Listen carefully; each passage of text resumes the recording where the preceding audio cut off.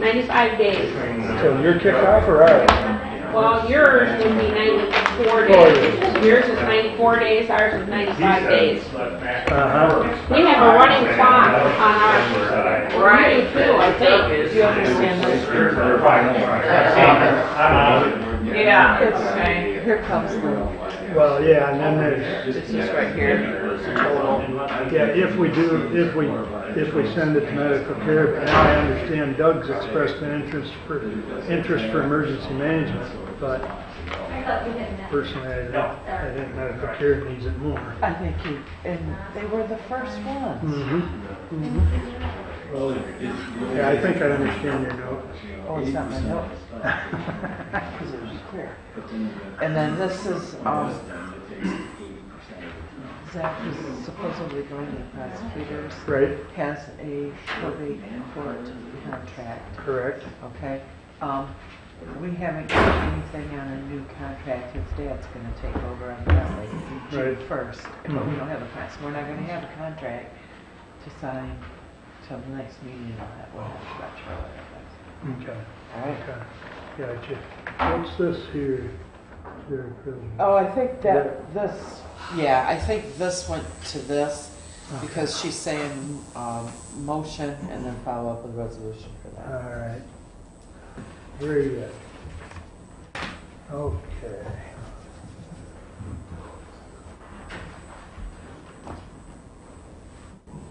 Well, thank you all for coming. If you'll please join me in prayer and pledge.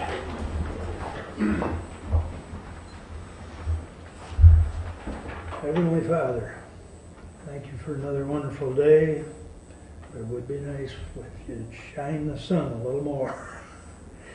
We don't mind the rain because it makes things grow, but we need to get them in the ground too. Also protect everyone in their travels. Some folks are still traveling home from the holidays. And help us to make wise decisions today and provide us, excuse me, with better knowledge to help our residents of our county. Amen. Pledge allegiance to the flag of the United States of America and to the republic for which it stands, one nation, under God, indivisible, with liberty and justice for all.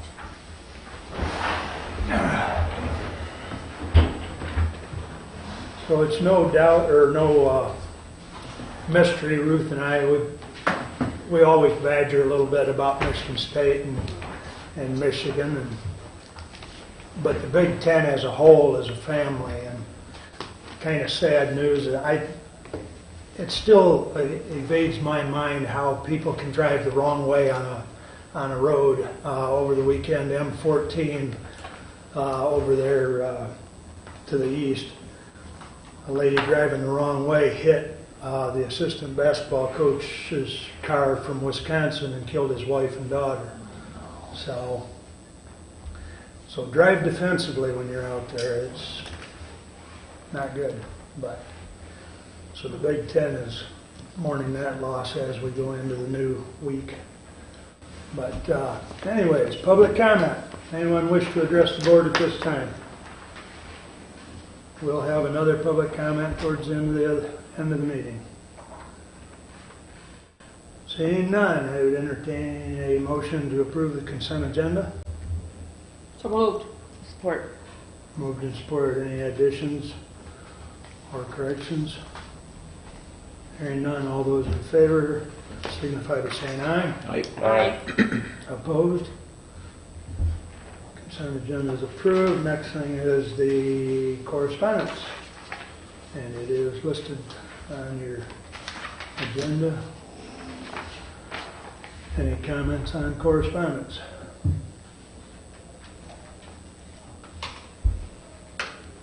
I don't know why Bay County's so fired up about the federal government, but God bless them for being that way. So. Well, they didn't have anything better to do last week, I guess. Apparently. Yeah.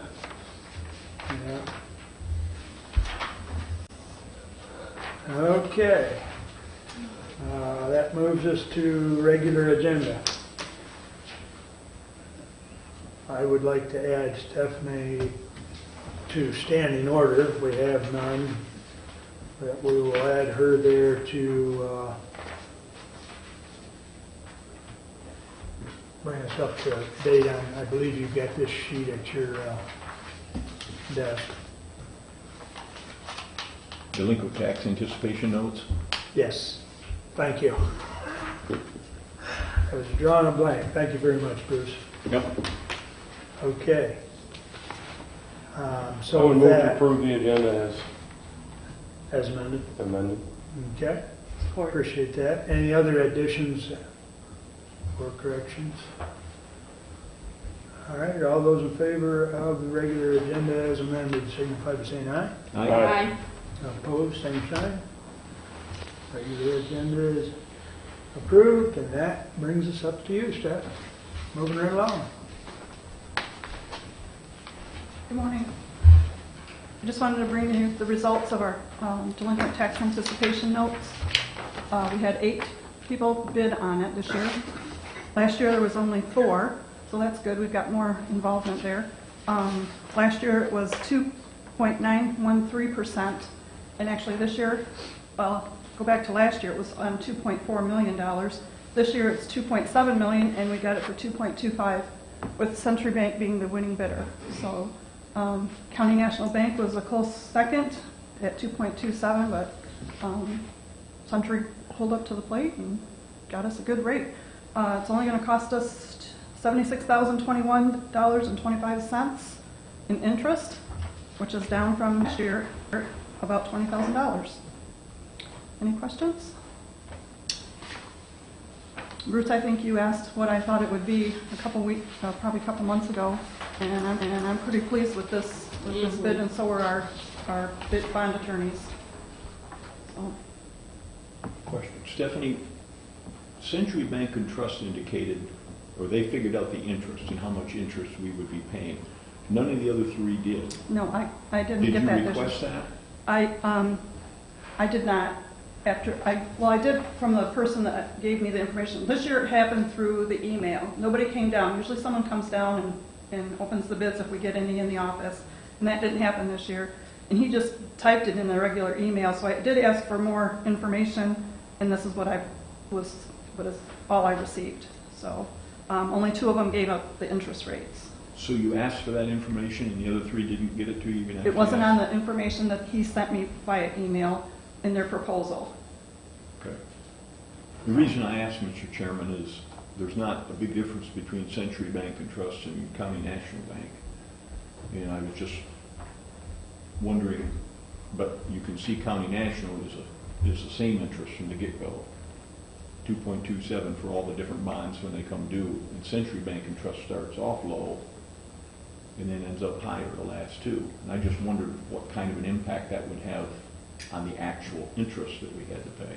They have some type of formula that I don't know how, you can't take them all and add them together and divide it by 5 or 4 or whatever No, it you is. can't do that. No, so I don't know that So formula. you asked for that and they didn't, the other 3 No. didn't give it to you? No. Okay. And so you're recommending Century Bank and Trust? Yeah, we accepted Century Bank and Trust. Okay. Thank you. Very good. Thank you.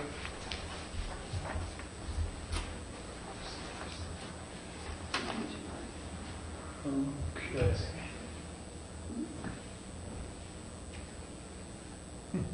Guess that brings us to committee reports. All right, I'm at the top of the list there. Yes, you are. I don't have anything to report. I believe the sheriff has something he'd like to make a comment on.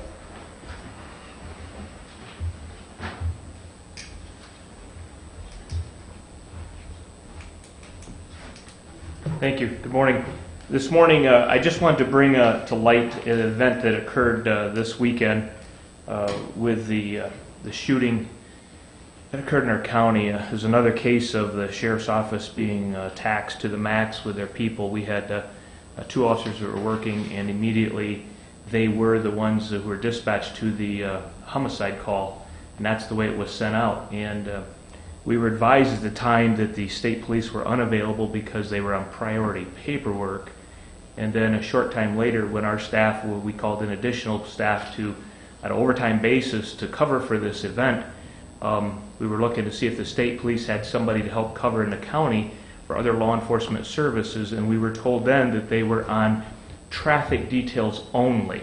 Once again, because of the Memorial Day holiday weekend, you see the notification that the state is out there actively working Operation CARE and those type of programs. It left the county without law enforcement services. Again, I'm not letting you know this to take any particular action today, but this is part of the rhetoric that we had spoke with prior and previously when we talked about millage and personnel. This weekend was a living example of how we get stressed out and staffed to the max, with all of our personnel being tied up with one event which took up the entire day, resulting with an arrest, the person in custody, and someone being life flighted out of our community. But again, I wanted to let you board know because I had supervisors that sent a notification to me that maybe I should speak with the state police, and I since then have sent a document on to the lieutenant in charge at the Jackson Post to let him know what we encountered, that no state units were available. They were on priority paperwork in the post, so that shows you that many times they just don't come out no matter what the call, and this was a homicide call. So again, no necessary action to be taken by the board, but keeping the board comprised about one of the agencies that works within the county and what we're doing out there. Thank you. Thanks, Sheriff. Thank you. Any questions? You might call Neil. You might see if Neil's got anything. Neil, do you have anything you'd like to address? Thank you, Mr. Shaw. Yeah, I better thank Mr. Wiley. He woke me up. Mr. Caswell, Ms. Brown, Ms. Gaines, Judy. Marnie thought it would be a good idea if I came by to announce a new hiring. I had told you that Darren Wisely was stepping down so that he could devote his full attention to the bar exam in July. And as a result of that, I have found somebody, very capable young man, to replace him. I stole him from the ranks of the defense attorneys. He was actually a contracted defense attorney. He always wanted to grow up to be a prosecutor. So I gave him his opportunity. Zachary Smith is his name. He had been working for the county essentially as a defense attorney for abuse and neglect, as well as in district and circuit court cases. And he will be a tremendous addition to the office. His father is a prosecutor, formerly from Branch County, as a matter of fact. And Zachary did have a tour, so to speak, in Branch County, where he worked for the Branch County Prosecutor's Office for a while as an intern, and he did trials there. And over the course of the year, I've been able to examine him and his demeanor. I think it in some ways has been a year-long job interview. He hasn't let me down. He's a great guy. He's ethical, and he wants to work hard for my office. So we're happy to have him. Thank you. Very good. Thank you. Good. Thank you. Okay, anything else, Tim? No. Any questions for Tim? All right. Julie? Okay, I'd like to address the copier bids, which is listed on the agenda. We had, I believe, 5 bids for the copiers, and AOS was the low bidder. So I'm going to make a motion to accept their bid. Can we get a copy of It's all in the bids? It's in the packet. It is? Yes. Don't get old, Julie. It's all right. It's Not your I fault. I'm just saying, don't get old. You're going to be I like was me. like, I'm sure I saw it, Bruce, and it was in the packet, and then you're making me wonder if I I'm did with see you. it or not. I was I like, didn't see it. Plus, I think, didn't you email those out as well, Dave? Because I thought I saw those in an email. Okay, I have a question. please. How come McEldowney's didn't bid? I don't know. How They come just what? didn't. How come McEldowney's didn't bid?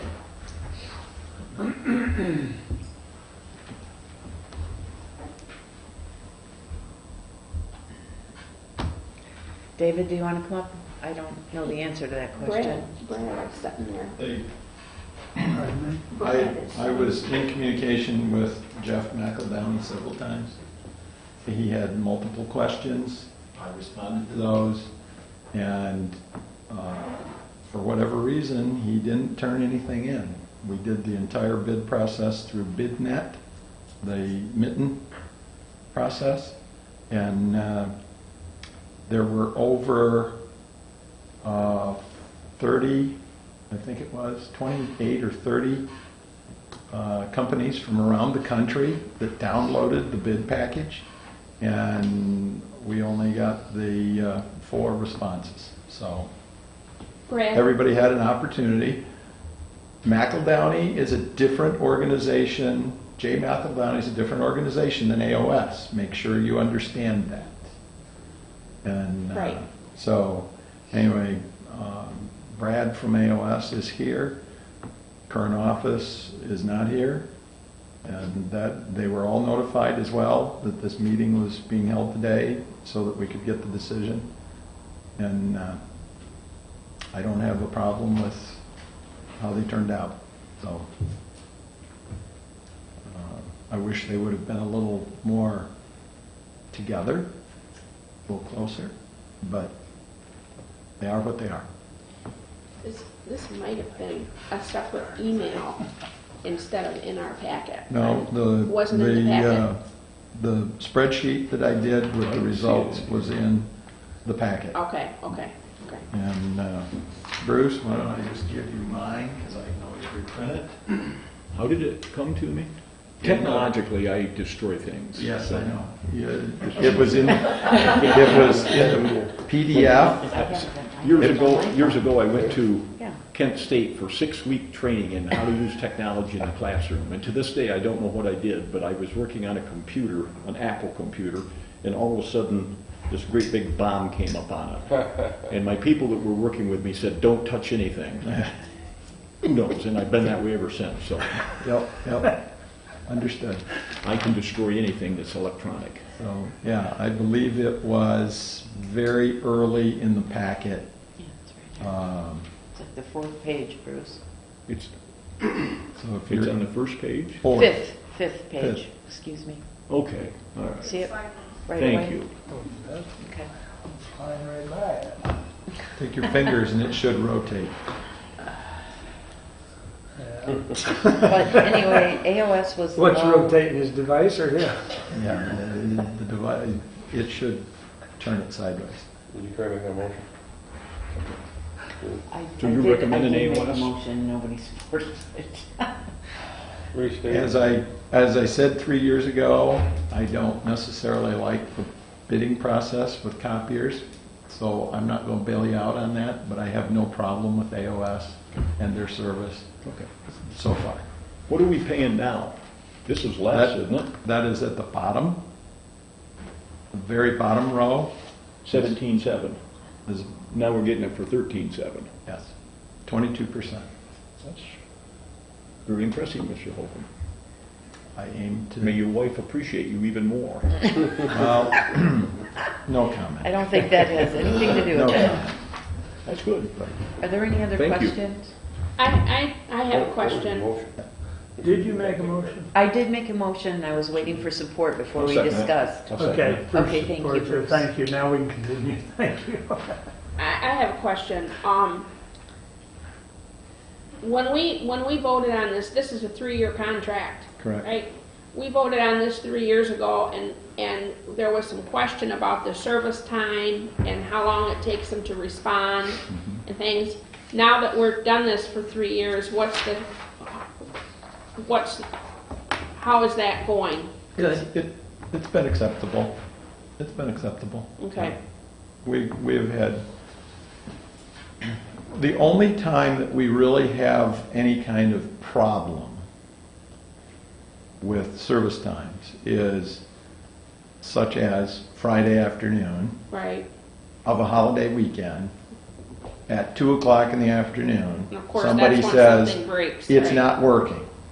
Right, It's kind of hard to get somebody down here right, on the holiday weekend at the last minute. They did. It got taken care of. Right. We actually walked it through on the phone, I think. okay, I'd have to ask Scott. But, whereas when current office had the contract prior, you know, they were across the street, they'd walk somebody over, done. right, But we've been doing quite well with it. And they have been excellent. Like when we moved the copiers, we had to add a couple, they came to the plate, hit a home run, no problems. So I have no complaints about any of the ones that we have worked with thus far. thank you. Any further questions or discussion? Motion at hand is to accept AOS. It's a low bidder for the contract at $13,645.58. Okay. Hearing no more discussion, all those in favor signify by saying aye. Aye. Hi, Opposed? Motion carries. Thank you. Continue with my report. The first thing I want to do is just thank Bruce and Ruth, and then also Randy and Patrick from the maintenance department.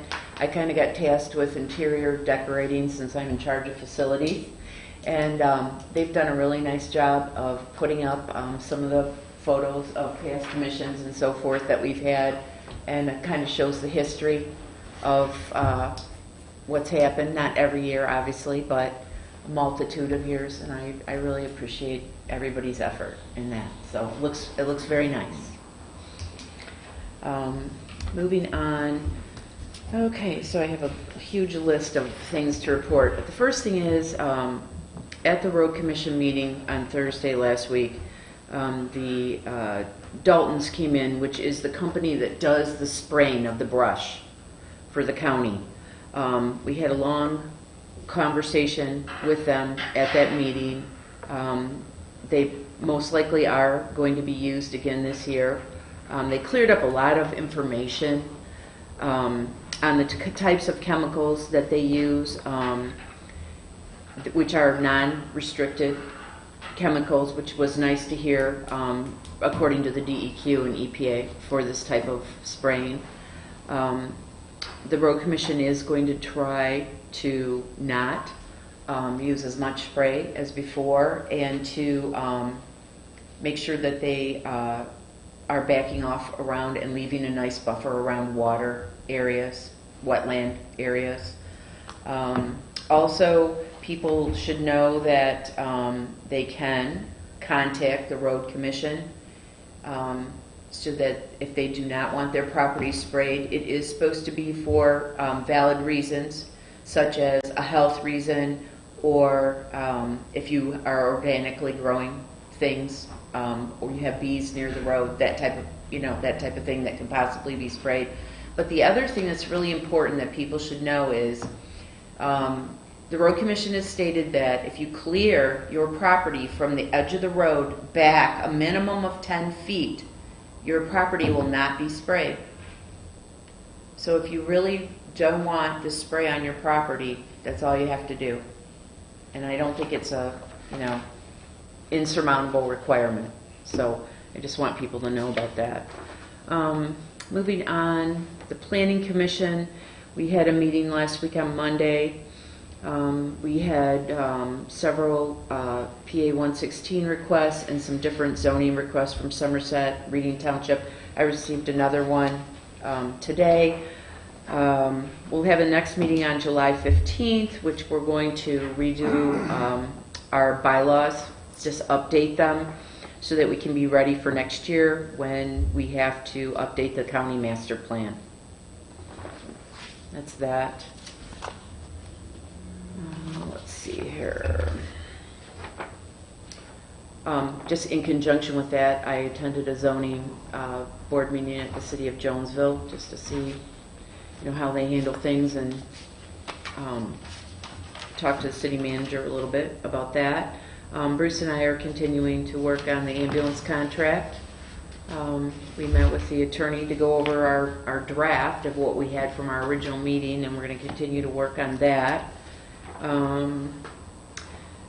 The city of Litchfield and the city of Jonesville are doing some interesting things. Well, actually, the Jonesville LDFA, in conjunction with infrastructure, both of them are working on their water infrastructure, and both of them will, because of it, have increased water rates in the coming years. But I like to see how they're being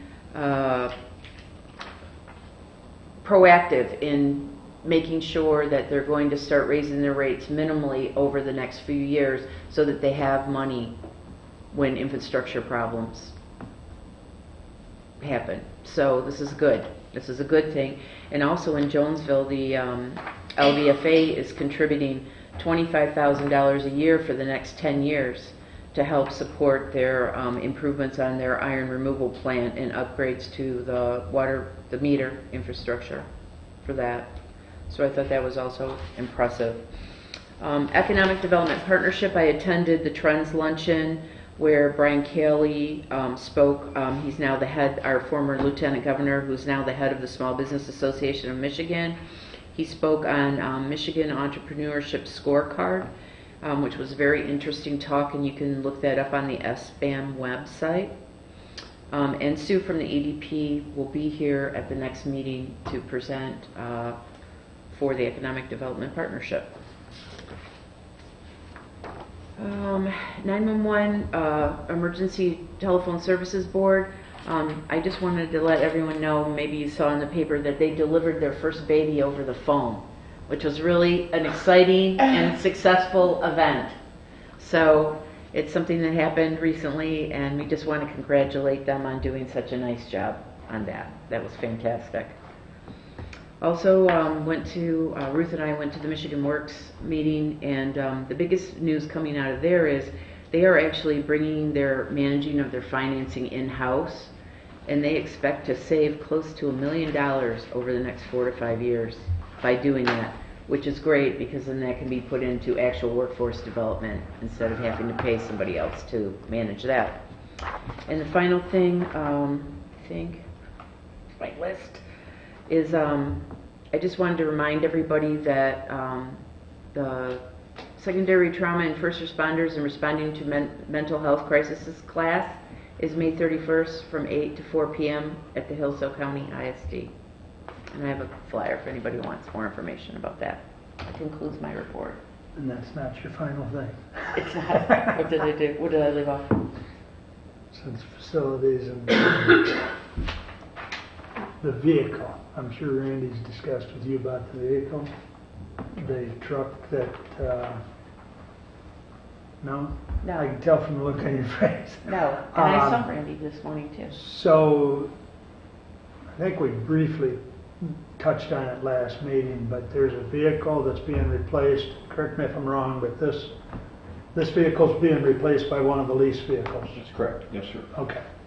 So this vehicle is a 2004 Ford F-350, and it's got the scraper blade on it. And the current policy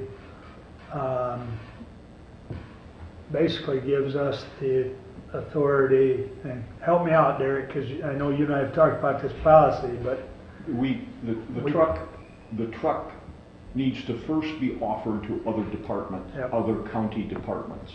If nobody wants it, then we put it up for sale and get what we can out of it and everything else. There have been 2 entities that have now indicated they want the truck. One's a medical care facility and the other is emergency management. Not Correct. 911, but emergency management. right. Now, it would be the decision of this board which way to move it. If we move it to emergency management, my understanding is it just moves laterally. If we move it out to medical care, which they've expressed interest first, since they're not really part of the county government circle as we, right here, and that's the way, at least my interpretation of the policy was, it was for the immediate county departments. So something that I had kicked around with Randy and discussed with Derek was we take what we could get, basically Blue Book price for the blade and for the truck, which that comes to about $52.55, and then we discount it by 25%, and medical care would buy it for $39.41 and a quarter. And they are amicable to that. And that money would come back to general fund, correct? So, And we had, so you all know, we had in the budget that as these leased cars came in, that these other cars would be sold, and we put a certain amount of money in the budget. Derek, do you remember the total amount? I don't. It's not a lot, though. It wasn't a huge amount, but we put something in there, so this 3,900 would go toward that revenue. so my thought, for what it's worth, and this is all open for discussion, but my thought is medical care has expressed interest first and foremost, and I do think they'll get more use out of it than emergency management. That's just my thought, and I would lean more towards transferring the truck to them and taking the $39.41 and putting it back in general fund. But Is that a motion? So moved. well, I can't. You moved? So moved, yeah. I can't I'll make a second motion, but I'll second it. Yep. okay, that makes it simple. For discussion purposes only. Well, now that it's on the floor, we can talk about it more if we choose to. And I know it's catching you off guard, but I thought he'd Yes. probably told you about it. You Derek? want to look at this at all? Derek, when we dealt with this last week, the policy, and did that policy change to make it clear that the medical care facility is part of county government or not? It hadn't officially yet, but it hasn't changed at all yet. The policy's still the same. Okay, so we're all set. But we're going to need to give some thought to some of these appendages that go off county government. Are they part of county government or are they not? Because the policy says if it's part of county government, it just slides over and they've got it. What we're doing with medical care by doing this process is basically saying they're not part of county government.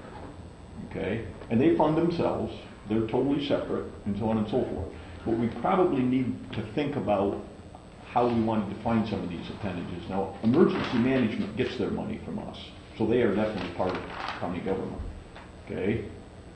So these are things when you put a policy in place, you need to adjust as you go along.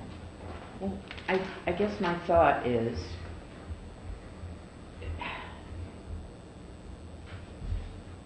what's most economical? I mean, we sell this to medical care for this $39.41. Does emergency management then have to get a truck, or do they have to pay someone to plow, or? Bear in mind, emergency management is now co-located with 911. And Randy already takes plows care of that lap. Okay, So, all right. I don't, So it doesn't change anything? no, Okay. no. And if All right. push comes to shove with them, and they needed another vehicle, then we go through Enterprise and lease it. We wouldn't buy them a new vehicle. Right, Right. okay, Okay. okay. All right, so, any more discussion on selling the vehicle to medical care for $39.41 and a quarter? I just have a question. Yes. From what I have heard, our policy states one thing. Are we following that? Is there wiggle enough room that we can do this? I mean, are we okay doing this? If you say that we've got to, if it says we shall move it from here, or we can sell it, I know I understand we need to tweak the policies, they need to be updated now and then, but what's it say right now? I mean, are we okay doing this? Well, that's a good point. The other point is was there a time frame put out there to apply for this truck? In other words, when Randy sent out the email, and again, that's another learning session. But the only place we heard from was medical care, and it was out there. And then all of a sudden, this other one showed up down the road. So when we send out a notice that we have this available, we need to instruct our elected officials and department heads. There needs to be a time frame. If you're interested, let us know by blah. Right. And that way we won't get these Johnny-come-latelys come in. So All right. I think we're all right with doing what the chairman suggested, because that's all we heard from originally. Now, it's been a month Yeah. since this was sent out, which is quite a long time, so it's kind of like, to me anyway, but. Derek, you've got a comment? The policy does have a time frame of 2 weeks in it. I if that thought it helps. did. And then also, I think that the policy should give the board or the discretion, or the department head discretion to not give it to a department head, because sometimes when we make plans to replace an asset, it doesn't necessarily mean we want to increase the stock, right? So But if we pay we insurance keep this in the county, we're increasing our fleet by one vehicle, and that was never the intent. So I think the board should decide, do we want to increase our fleet? Well, that's my point. We need to get that into policy. We have that flexibility if we don't have it right now. We should get Right. it. Yeah. Okay, well, Derek, you and me sit down with what we've heard here and work this thing over and bring it back in 2 weeks and get everybody's input, and we're gonna have everybody look at it, and if they're okay with it, with the changes we're talking about, take some notes on what's been discussed here, and we'll adjust it accordingly. I'll make that agenda item for asset disposal policy is basically what we're talking about. So. Okay. Anything further? We're good to vote on the truck? All those in favor of the motion on the floor signify by saying aye. Aye. All right. Opposed? All right, we'll follow that up with a resolution to make it Julie, easier to I have track. that flyer. Yes. May 31st, the flyer. You said you have a flyer. About May 31st. You want that? Okay. Thank you very much. Sorry. That's okay. Thank you very much. All right. So, any questions for Julie? Okay, thank you. Moving right along. Bruce, you're up. Okay, first of all, is Resolution 19059, the tenant tax levy. To the Honorable Board of Commissioners, we recommend adoption of the following resolution. Whereas Act 5, Public Acts of Michigan, 1982, provides that without specific action taken by the Hillsdale County Board of Commissioners, the board shall not levy ad valorem property taxes for operating purposes for the ensuing fiscal year of the county that yield an amount more than the sum of the taxes levied at the base tax rate on additions within the county for the ensuing fiscal year, plus an amount equal to the taxes levied for operating purposes for the concluding fiscal year on an existing property. And, if you understood that, Mr. Chairman, you're a genius.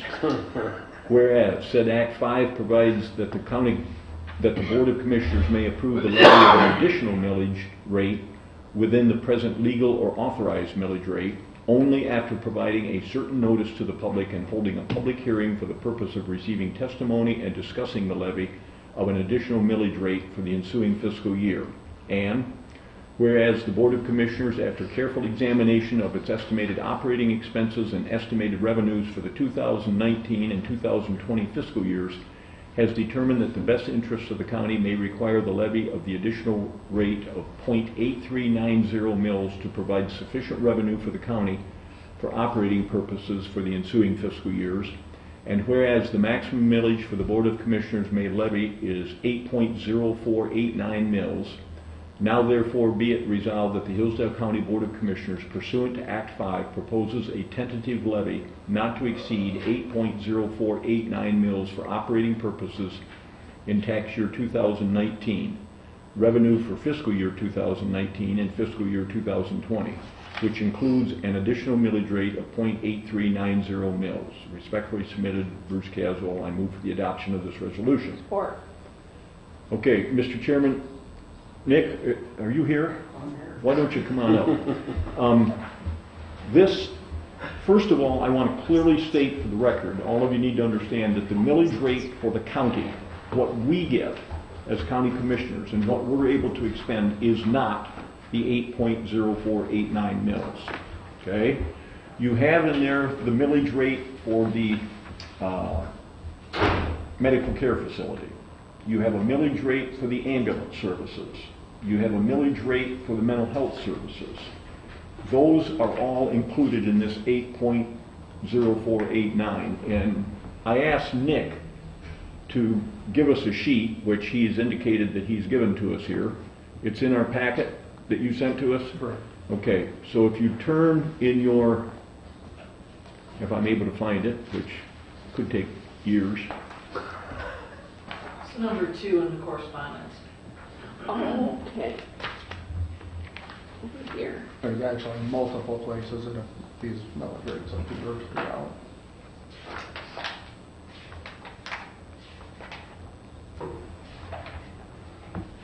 Another one that lays in there sideways. It looks so hard. Okay, here we go.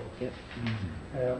Okay, the actual millage for the county is 4.9527. And I believe that millage rate is the same as last year, is that correct? Correct. Okay. So if any of your constituents talk to you about this huge increase the county's getting and everything else, the county government per se is getting exactly the same millage as last year. The medical care facility is continuing to get 0.6 mils, 0.6. The senior services center is getting one of their millages is 0.4965. 0.4965. That's the same as last year. The other senior services tax is 0.4997, which is the same as last year. Okay? The voted ambulance is 0.85, and that's up 0.6 from a year ago. Okay, so when they talked about that 0.8 increase, 0.6 of that is what the citizens of the county voted for when they voted, and this will be the first year that's being collected. Okay? The ambulance has another millage rate, which is 0.15, and that's the same as a year ago. And the mental health is 0.5, and that's the same. So Nick, what have I messed up? Well, to clarify, multiple millages actually increased slightly from that election in last August, I believe. The medical care facility at 0.6 was like 0.59 something. They had been reduced over the prior years through the Headley rollback. Okay. So that was restored back to the 0.6 of a mil through that election. The 0.15, the other ambulance, the lesser of the two ambulance was 0.149 something. That's now up to 0.15 through that same election. And then again, the 0.85 other ambulance was 0.249 something, and it went not just to the 0.25 that it was previous, but up to the 0.85. So small increases to those millages through that election last August. So the millage increase that you indicated that we've indicated in the resolution was 0.8349, 8390? 8390, correct. 8390. 0.6 of that, 0.6 of that, is for millage that was voted by the people of the county for the ambulance services and is being collected for the first time. So the remaining increase, if you will, is 0.2390. And that 0.2390 is coming, Nick goes through a whole schmeal of calculations, formulas that the state gives him, and that 0.2390 is scattered amongst all the other millages, and they're all sneaking up a little bit. Essentially, that first paragraph that you referred to about being a genius, essentially what that says is to increase your taxes for the rate of inflation last year from this year, you have to hold the public hearing, and that's simply what that extra the extra is we would have to reduce that down further to avoid collecting more taxes than we did in the prior fiscal year. Okay? Now, the other point I want to make here for all the commissioners is, if you vote for this today, then basically what you're saying is you're voting to collect that millage next fall. We'll have another vote in the fall to actually put this millage on the tax roll, I believe. Do we not? No, if you set the public hearing in 2 weeks and you vote on these millages, that it will go on December Okay. 1st. Well, The operating millage will go on the summer tax bill. The balance of the extra voted will go on the winter tax bill. I forget what it was, but we had something with Commissioner Burtka, and I'm not using his name in vain here, but he voted for this at this time, and then later on in the year voted against something else that was based upon having approved this in the first place. So I just want to make it clear to all of you, if you vote for this today, you're voting to put this on this is what we're going to levy, okay? And take it from there, okay? All right. Questions? And please ask Nick. Any questions? Pretty straightforward. The biggest thing that you'll hear, again, is from your constituents, is how can the county be collecting 8 mills? You only collected about 5 last year, and the county's not getting those 8 mills. There's all these other individual things that, and we don't see that money. That flows through us, but it goes directly to these other entities. Okay? And Nick, these are all things that the citizens voted for, Yes, at right? one time or So another. it's not a surprise. Yes, each one of Okay. those. And then even though the county millage rate is the same, we still expect to get extra revenue because of property value. Yeah, because every property was subject to the rate of inflation of 2.4%. Not everybody may have received that, but overall, The we average.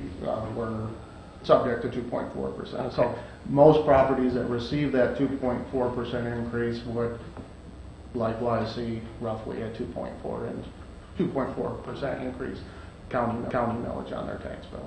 And that's what I've said in the past to you commissioners.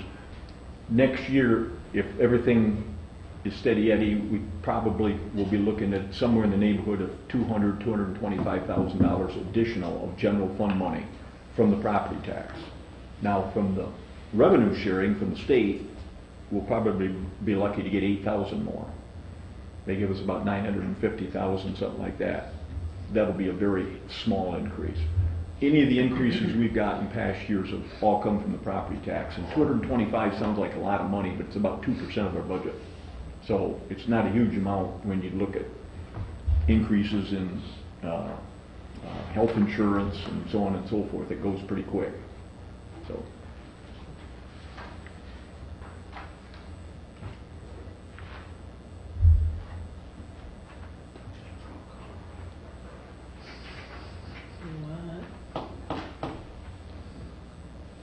Any further discussion?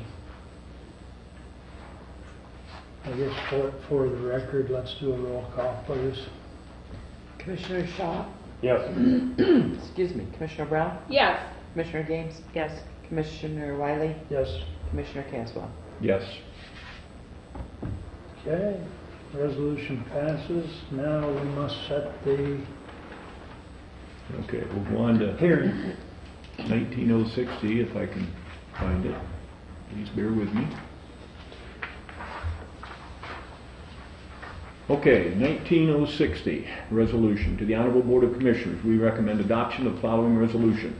Whereas the Board of Commissioners has passed Resolution 19059 to tentatively levy an additional .8390 mills for the tax year 2019, and whereas Act 5 Public Acts of Michigan 1982 provides that the Board of Commissioners may approve the levy of an additional millage rate within the present legal or authorized millage rate only after providing certain notice to the public and holding a public hearing for the purpose of receiving testimony and discussing the levy of an additional millage rate for the ensuing fiscal year.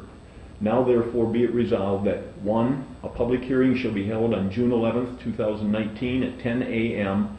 at the Hillsdale County Office Building, Board of Commissioners Conference Room, Suite 210, Hillsdale, Michigan, for the purpose of receiving testimony and discussing the levy of an additional millage rate for the 2019 tax year, revenue for 2019 and 2020 fiscal years. 2. The county treasurer is hereby authorized to publish notice for such hearing, said notice to be in a form meeting the requirement of said Act 5 in the Hillsdale Daily News. This notice shall be published not less than 6 days before the public hearing. Respectfully submitted, Bruce Caswell, and I move for the adoption of this resolution. Support. Moved and supported. Is there any discussion? I think it's pretty straightforward. And the only thing with the treasurer is she's got to make sure it's in the right font. I'm serious. One year we published it, it wasn't the right font, so we had to republish it. So, not that the state micromanages, but Correct. Okay. Hearing no discussion. All those in favor of 19-060 signify by saying aye. Aye. Opposed? The hearing is set for June 11th at 10 a.m. Okay. Thank you, Nick. Please continue, Bruce. Resolution 19061 to the Honorable Board of Commissioners. We recommend the chairperson of the Board of Commissioners be authorized to sign an updated ICMA Retirement Corporation Governmental Money Purchase Plan and Trust Adoption Agreement. The new agreement will lower the required years of service to be 100% vested from 7 years down to 4 years. The new agreement will be effective June 1, 2019. The new schedule will be as follows. Period of service completed, 0 years, you're 0% vested. If you complete 1 full year, you're 25% vested. 2 years, 50% vested. 3 years, 75% vested. And 4 years, 100% vested. Respectfully submitted. This says Bruce or Mark Wiley. I don't know why it's in my jobby do, but Did you find yes? okay. So I move for the adoption of this resolution. Support. This came to light as we've started our investigation into the pension plan with the Sheriff's Department. And the discussion Mark and I had with the lawyer that came down from Lansing for free.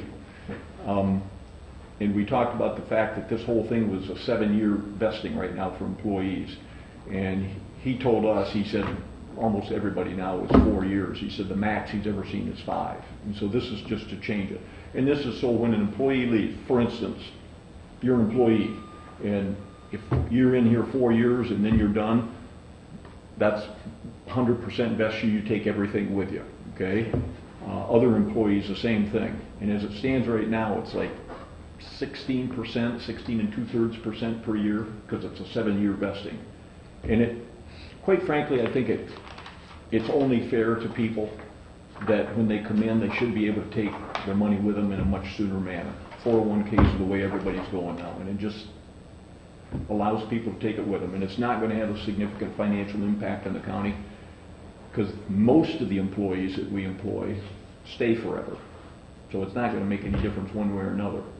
But you get somebody that comes in, if they're in here for 8 months and they leave, they get nothing. But if they stay a full year, and that might encourage people to stay a year or 2 years if they can see that they're going to get vested quicker and be able to take that pot of money with them. So.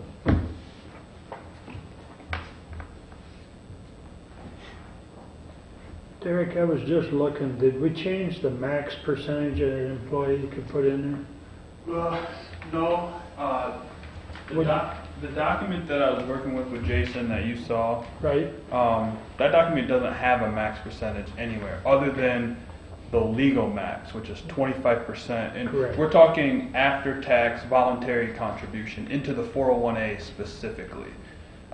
He said the only reason to do a max lower than that 25% number is to try to force employees to take advantage of the tax benefits of some of the other plans like the 457 and the ICMA Right. Roth.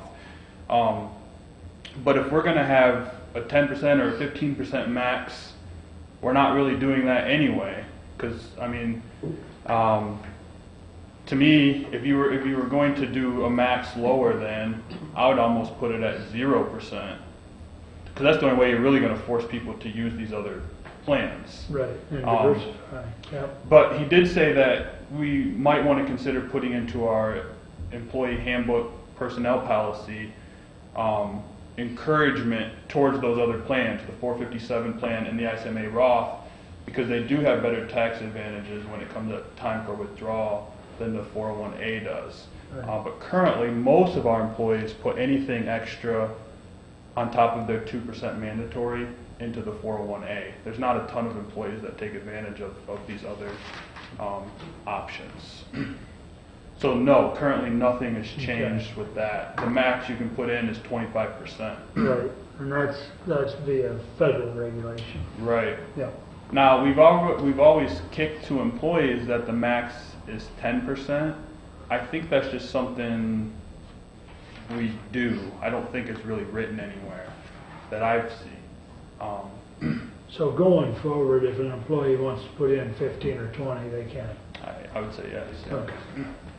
But maybe we need to get sometime in the future, get ICMA to hold some meetings like we've done with 44 North, so that employees can understand a little better about the diversification, with the Roth or with I thought ICMA was a little better at that in years past than they have been recently. Right. So yeah, maybe we need to ring the bell a little and tell them. Yeah. We should really have them come once a year. They do. It's not very well advertised though. Yep. And employees struggle to plan for it, I think.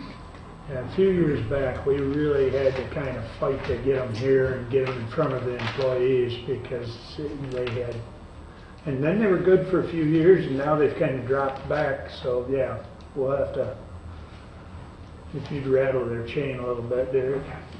Don't run away. You're not off the hook yet. Okay, so any further discussion on the resolution basically updating our ICMA agreement and changing the vesting? So does it apply starting June 1st? Is it retroactive? Does it apply to everybody or only new people? Starts June 1st. Right, but does it apply to people who, like if I've already been here 3 years, does it apply to me starting June 1st? Is it retroactive? Yep, starting June 1st, it would apply, so. To everybody? Right. Okay, So if you that's have, what I'm trying to make clear. if you go down for the big heart attack at the end of the year, do it on December 31st, Okay. because you get a full year in, okay? If you do that, you got 3 years in, your heirs would get 75% Okay. of whatever's there. Okay. Okay. Any other questions? All those in favor of 19-061 signify by saying aye. Aye. Opposed? 61 passes. Thank you. Please continue, Bruce. Okay, Derek, what do you got for us, young man? Expenditure reports.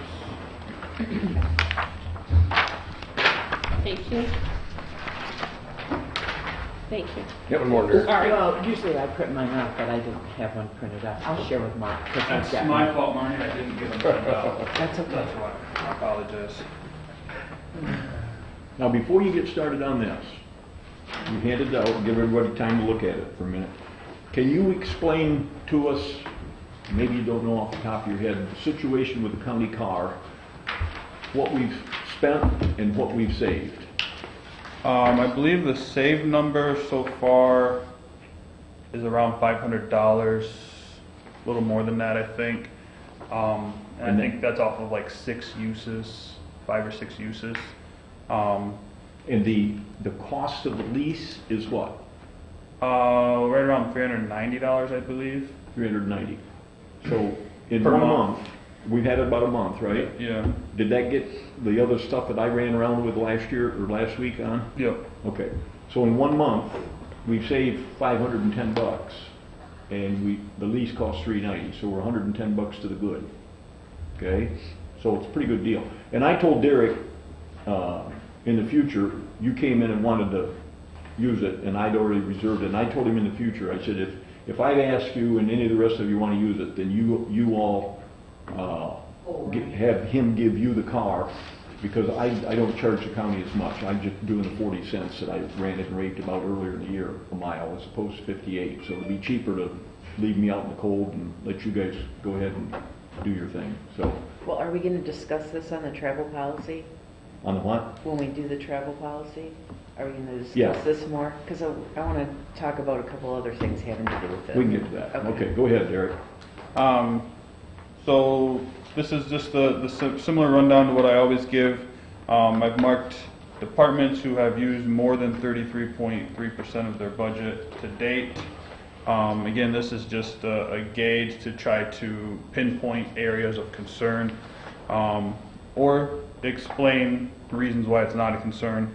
Board of Commissioners budget is still tracking about 1% over, but that's coming down each month a little bit. This is still driven by the legal fees line item, which was spent over $5,000, and I think we only budgeted about $1,200 or so.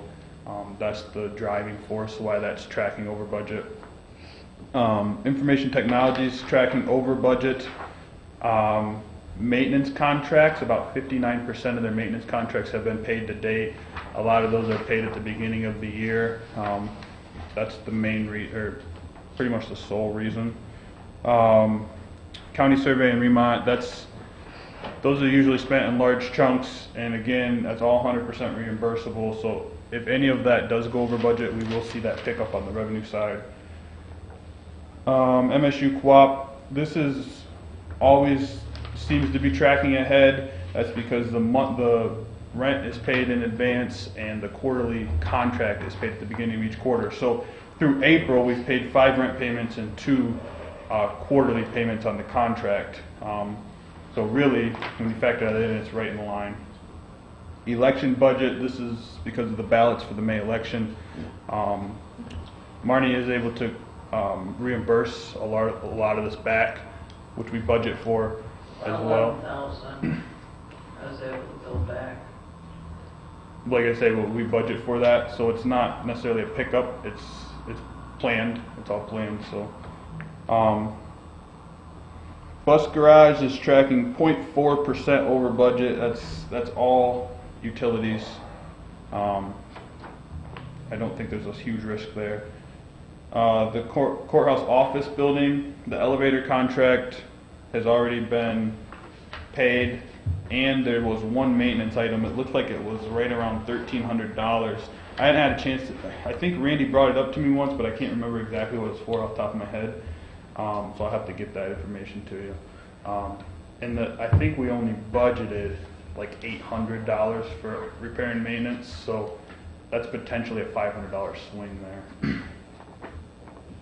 All of which will get taken care at the end of the year when we do budget amendments to balance everything out, so. Health insurance, life insurance, dental insurance, those all have 5 payments because they're paid the month in advance. One thing to note though, that the health insurance HRA, the reimbursable portion, is at 47% already. So it is tracking a little bit higher than we budgeted. That could easily taper off or it could pick up. I mean, you just don't know. And the life insurance is tracking about $500 over budget right now.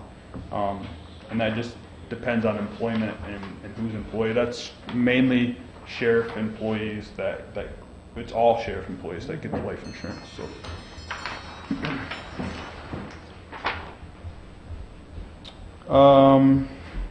general insurance are paid biannually. Workman's comp is paid as claims come in. We do have a separate fund. Essentially, anything left on our workman's comp budget, we usually transfer to that fund to help cover claims, try to build up an established fund to cover anything. The most I've ever seen in claims in 1 year since I've been here is around $250,000, but they're not usually anywhere near that. So. And then the last one is the miscellaneous. It's pretty small. I don't think there's anything else to be spent out of that. I know the biggest thing that gets spent out of there is the flags from the Kiwanis Club. Okay. Any questions? Now, just for your notification, 2 weeks ago I went in to sign the bills, and there was a $3,600 bill in there from Circuit Court for something having to do with a trial. They had to get an expert witness or something. But anyway, I questioned that, and I said, because I'd read in the paper, and I said, well, is this for the gentleman that had a granted attorney, an indigent defense attorney? And Cindy was great about it. She went back and she looked, and it should have been charged to the account number having to do with indigent defense. and not to the county account. So that was $3,600. And when you get a new program like that, takes some time to get everybody used to thinking about the fact that this is a poor guy and so on. Now, Derek told me, he said, I don't know if that'll be covered in our indigent defense budget or not. And I said, well, we'll worry about that at the end of the year. Just put it over there and let the state tell us, so on and so forth. But that's where it's at and where it should have gone. So, and as we work through that, it'll also affect next year's budget, because we'll see that we need a little bit more and so on, and ask for more. So that's where Next we're at. year's indigent defense fund. So we're at 31.15%, commissioners, which is 2.18% below where we should be at this point. And if you take the 2.81% of our budget, 2.2%, we're now a little bit over $250,000. So department heads, elected officials are doing a good job. I have one more thing. Yes. If you look at the contractual services line item, you see we budgeted 61,100, and we've only spent 8,260 What's the number? to date. 957. In the back, yeah. This is where the budget for the child care from Adrian was spent or was put in. And so it's curious that only $8,000 has been spent to date. So I wondered if it just is delayed billing, or if the costs are going down, or if I don't know. I haven't had a chance to talk to Heidi or anybody yet. So That's the kid that's costing us about $4,300 a month, $4,400 a month. Okay? He's over in Adrian at their youth center through probate court. So yeah, you better look into that. Something's going on there. And it could be that got wrapped up, because the way those bills come through, it could be that got wrapped up with all the other kids that we're paying for over there that aren't there permanently. This kid's separate, and they always bill it out, but it might be that it got wrapped together in our child care fund. I thought maybe it was just we haven't received March's bill yet. No, we've been getting billed every month. When I sign the bills, they're always there. I would look to see if it's over in the child care fund thing, that $5,600,000 we spent. Okay? Anything else? No. Okay. The other thing that I got here is our facilities tax. This is money we get from people that drink booze. This year, we're getting about $102,000. They're telling us next year we should get about $112,000. Now remember, we get half of that. We get to keep half of it. The other half goes to the Prevention Council that Lori Grandis is in charge of. That money goes to them for prevention services. So if that goes up by $10,000, we'll get $5,000 more dollars. Now the initial estimates in this thing are always extremely optimistic, and then they reduce them all year long. So keep that in mind. The health department right now is 2.83% below budget. 2.83%. And for their budget, that would amount to about $126,000. So they're doing a pretty good job over there as well. Area Agency on Aging, we had a discussion on, the state is all big on getting everybody out of the nursing homes they can and bringing them home and taking care of them to home. And they supposedly have in place all these protections for people at home, which don't always work very well. And so I asked the question, how many seniors have been removed from their homes because of abuse? It could be physical, it could be financial, emotional, whatever. Well, they didn't know that number, and I said, well, get it for me. So we'll find out if we get it at the next meeting. But how much, the other question that came up is that the state is coming back and auditing and making sure that the bills that the Area Agency on Aging submits to the state through Medicaid are accurate and are bills that can actually be paid for. And I asked the question, how much money have we had to return to the state in Medicaid waiver funds because we improperly submit? They didn't know that, but they're going to find out for me at the next meeting. that, knowing that number gives you a pretty good sense of whether or not the worker bees are accurately coding and accurately putting in costs that are legitimate. Now, Lifeways went through this with mental health, and the state came back and audited after the fact, and they're doing a pretty good job now. But I want to know with these guys. And finally, there's a pot of money they get from the state called MMAPSHP. But a piece of it goes to Lenawee County, a piece of it goes to Jackson County, a piece of it comes to Hillsdale County. I asked the question, how's this funding distributed? What's the rationale for putting it out? Because they kept a big chunk of it for administration. They didn't know that, but they're going to find out for me. So we continue. We did an evaluation of the head tunky-tunk over there at the Area Agency on Aging, and we'll be putting together her goals for next year that she needs to improve on. They also completely redo their bylaws and put those together. We adopted them, so they're keeping up to snuff on that. And we got the audit back, and the Area Agency on Aging overspent their budget this year by about $200,000. So their surplus, if you will, their fund balance was about $9.2 million. Now it's down to $9 million. And what was explained to me is going on is when the state got all Twitter-pated about getting everybody out of nursing homes and getting them back home, this will shock you, the state overfunded the costs for keeping these people at home. There's costs associated with that. They overfunded that, and so ever since that time, the state's been cutting back. Well, initially, on this waiver thing, they took all this extra money that they didn't have to spend and put it into their pot. That's where the 9.2 million came from. Well, now the state is continuing to cut back every year, and so now they're starting to draw that down.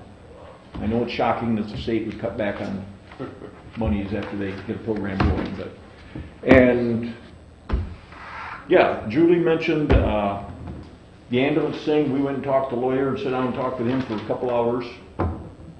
He gave her a task of getting a definition. He gave me a task of getting a definition back to him, which I'll do today. And he's going to type up what he believes to be the mother of all contracts, and then her and I are going to sit down and go through that whole thing again and look at stuff. And so it's moving ahead. It takes time. A lot of entities have to be looked at and listened to. So I guess that's all I got. Questions for Bruce? Oh, one more thing. CDBG. I think, and Derek looked at me like I was weird, so I could be wrong. We got about $14,000, I think, a couple weeks ago. We had a resolution from the CDBG. Okay, Yes. we can't access that money until after June 30th, and then we have to fill out forms and send up to the MEDC of all places. It's kind of a perfunctory thing to get that money, but that money would then become available. What I'm proposing, and I guess we'd have to vote on it, is I'm proposing to take that money and put it into our capital improvements fund. It's money we didn't count on, we didn't know we'd have. It's about $14,000, but you all be thinking about it, and we'll handle that one down the road. Now, when you say June 30th, that's June 30th of 19? Of this We can year, apply right. for that? So we can send the forms in July of this year. Okay. Right. Well, that's where I thought it should go anyways, is into the capital improvement fund. Well, I wanted to warn you, and you can all think about it and mull it over, and we can decide down the road. And that's all I have. Okay. Yes.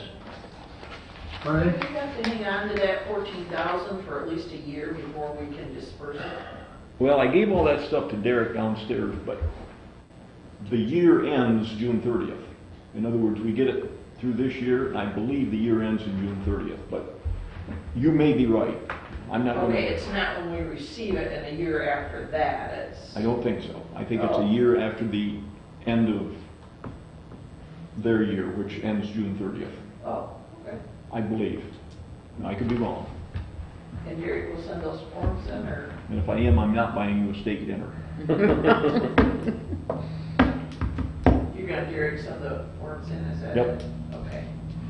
And if you're interested in participating in that, rattle his cage and he can let you. Yeah, I'm over it, okay. Okay. Yeah, that'd be great if we could access that this year. So, okay. Any other comments or questions for Bruce? Okay. I'm going to take up an item that is not on the agenda, but I had made a note of it. We talked about it briefly earlier when Neil was speaking to us, and I assume, Judge, you're here to... Thank you. I very much appreciate that. I was looking where I could slide in, and I was thinking... I'm going to slide you in right now so you can keep Additional moving. comment, I was going to be number 10. So thank you very much. Yes. Okay, so I've got the probate court legal services agreement. This is for Zach Smith. Zach left, as maybe the prosecutor had advised you. Right. He's hired Mr. Smith. Zach was covered under the third contract, how we refer to it as the third contract, representing parents in neglect and abuse. He has a father who's also a lawyer, and his father was willing to step in. The only concern I had in what took this long is to make sure that there wasn't going to be any conflict. They are aware of it. They said that they will make sure that they are avoiding any conflict that they would have from the prosecutor's standpoint. So I now have a signed copy from Mr. Scott Smith, G. Scott Smith, whose P number is P30811. He actually comes from Coldwater, just like his son does. And for the exact same amount, all this is fulfilling Zach's contract. So his father is stepping into his shoes, same amount of money.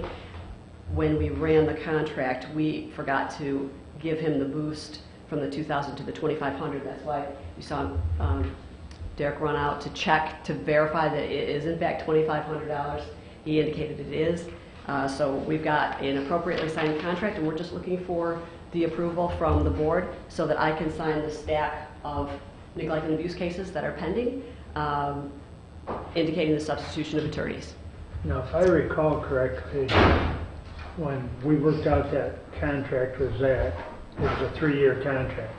Well, we just went through the end of this year, and I did that on purpose. Okay. I want to make sure that he is compatible. Okay. I figured it gave each of us the opportunity to see whether this is something that he's going to like.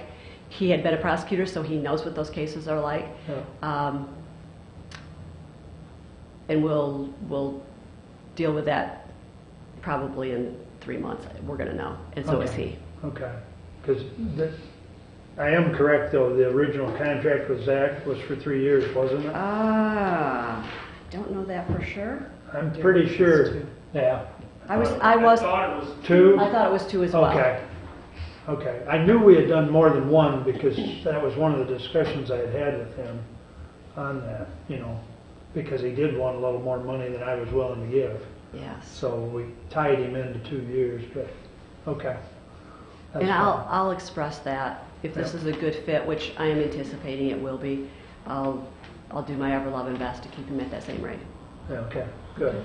Any So at questions? this time, we need a motion to approve Zach's father, which his name's Scott. G. Scott. Yep. G. Scott Smith. So moved. G. Scott, okay. So moved. Support.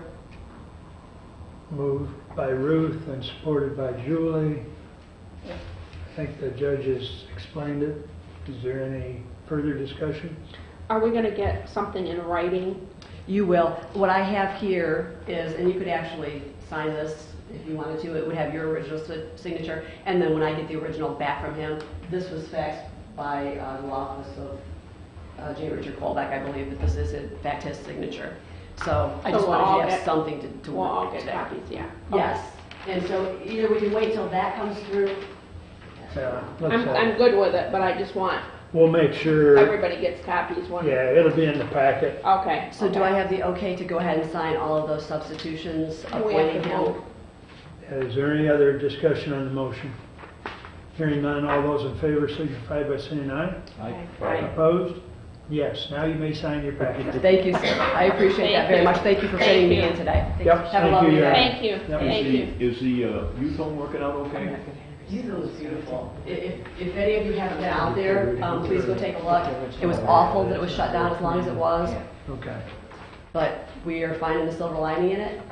It looks good. It should be good for hopefully quite a while. Okay. And the kids are proud of it, and the staff is happy to be back working full time in their normal capacity rather than, and the staff did a great job. Good.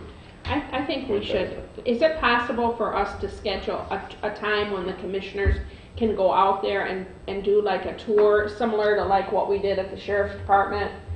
Is that possible to do? Of course. You can do it anytime. Well, I know, but I think it would be better if we did it. I've been out there, you know, if you want to go out there as a group, that's fine. I But think you that's can what go we out should there do. individually. Megan will be happy to go out there with you, Or Rhonda. Or Rhonda. Mhm. Okay, Based on everybody's busy schedule, I'd say it'd be easier just to go one-on-one. But okay. It's probably better to go in the summertime if you can.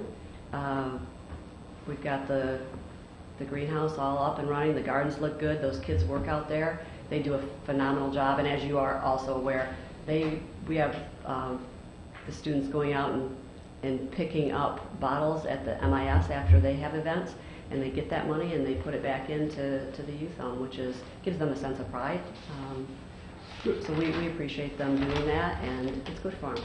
How many Real kids are community out service. there? It just depends. Last I knew there were only 3. Right, okay, So I'm not sure right now. It can be different on any given day. okay, They could have put 3 in over the weekend, I don't know. We can carry 15. okay. There have been Okay. occasions where we've been full. yeah, Megan probably keeps a closer eye on that than. And Rhonda would always be your go-to person if it's something directly there. Megan oversees it, but she is the referee administrator, so she can, if she doesn't know immediately, she can, but Rhonda's always going to know. Okay, Yeah. Okay? And Rhonda's pretty much there, what, 5-6 days a week out there? She is. She's there a lot. And if she doesn't, there's management there. Right. The hierarchy goes me, Rhonda, me, Megan, Rhonda, and then Nick will fill in if Rhonda is on vacation. So we've got it covered. Yeah. The staff's very accommodating if you stop out there, I mean, as far as showing you around. It's a good full-time staff out there. They do a very good job. They understand kids. They understand our kids. Yeah. I'm proud of them. Thank you. Okay. Thank you. thank Very you. good. Thank you all. Thank you, Thank Jan. you. Okay.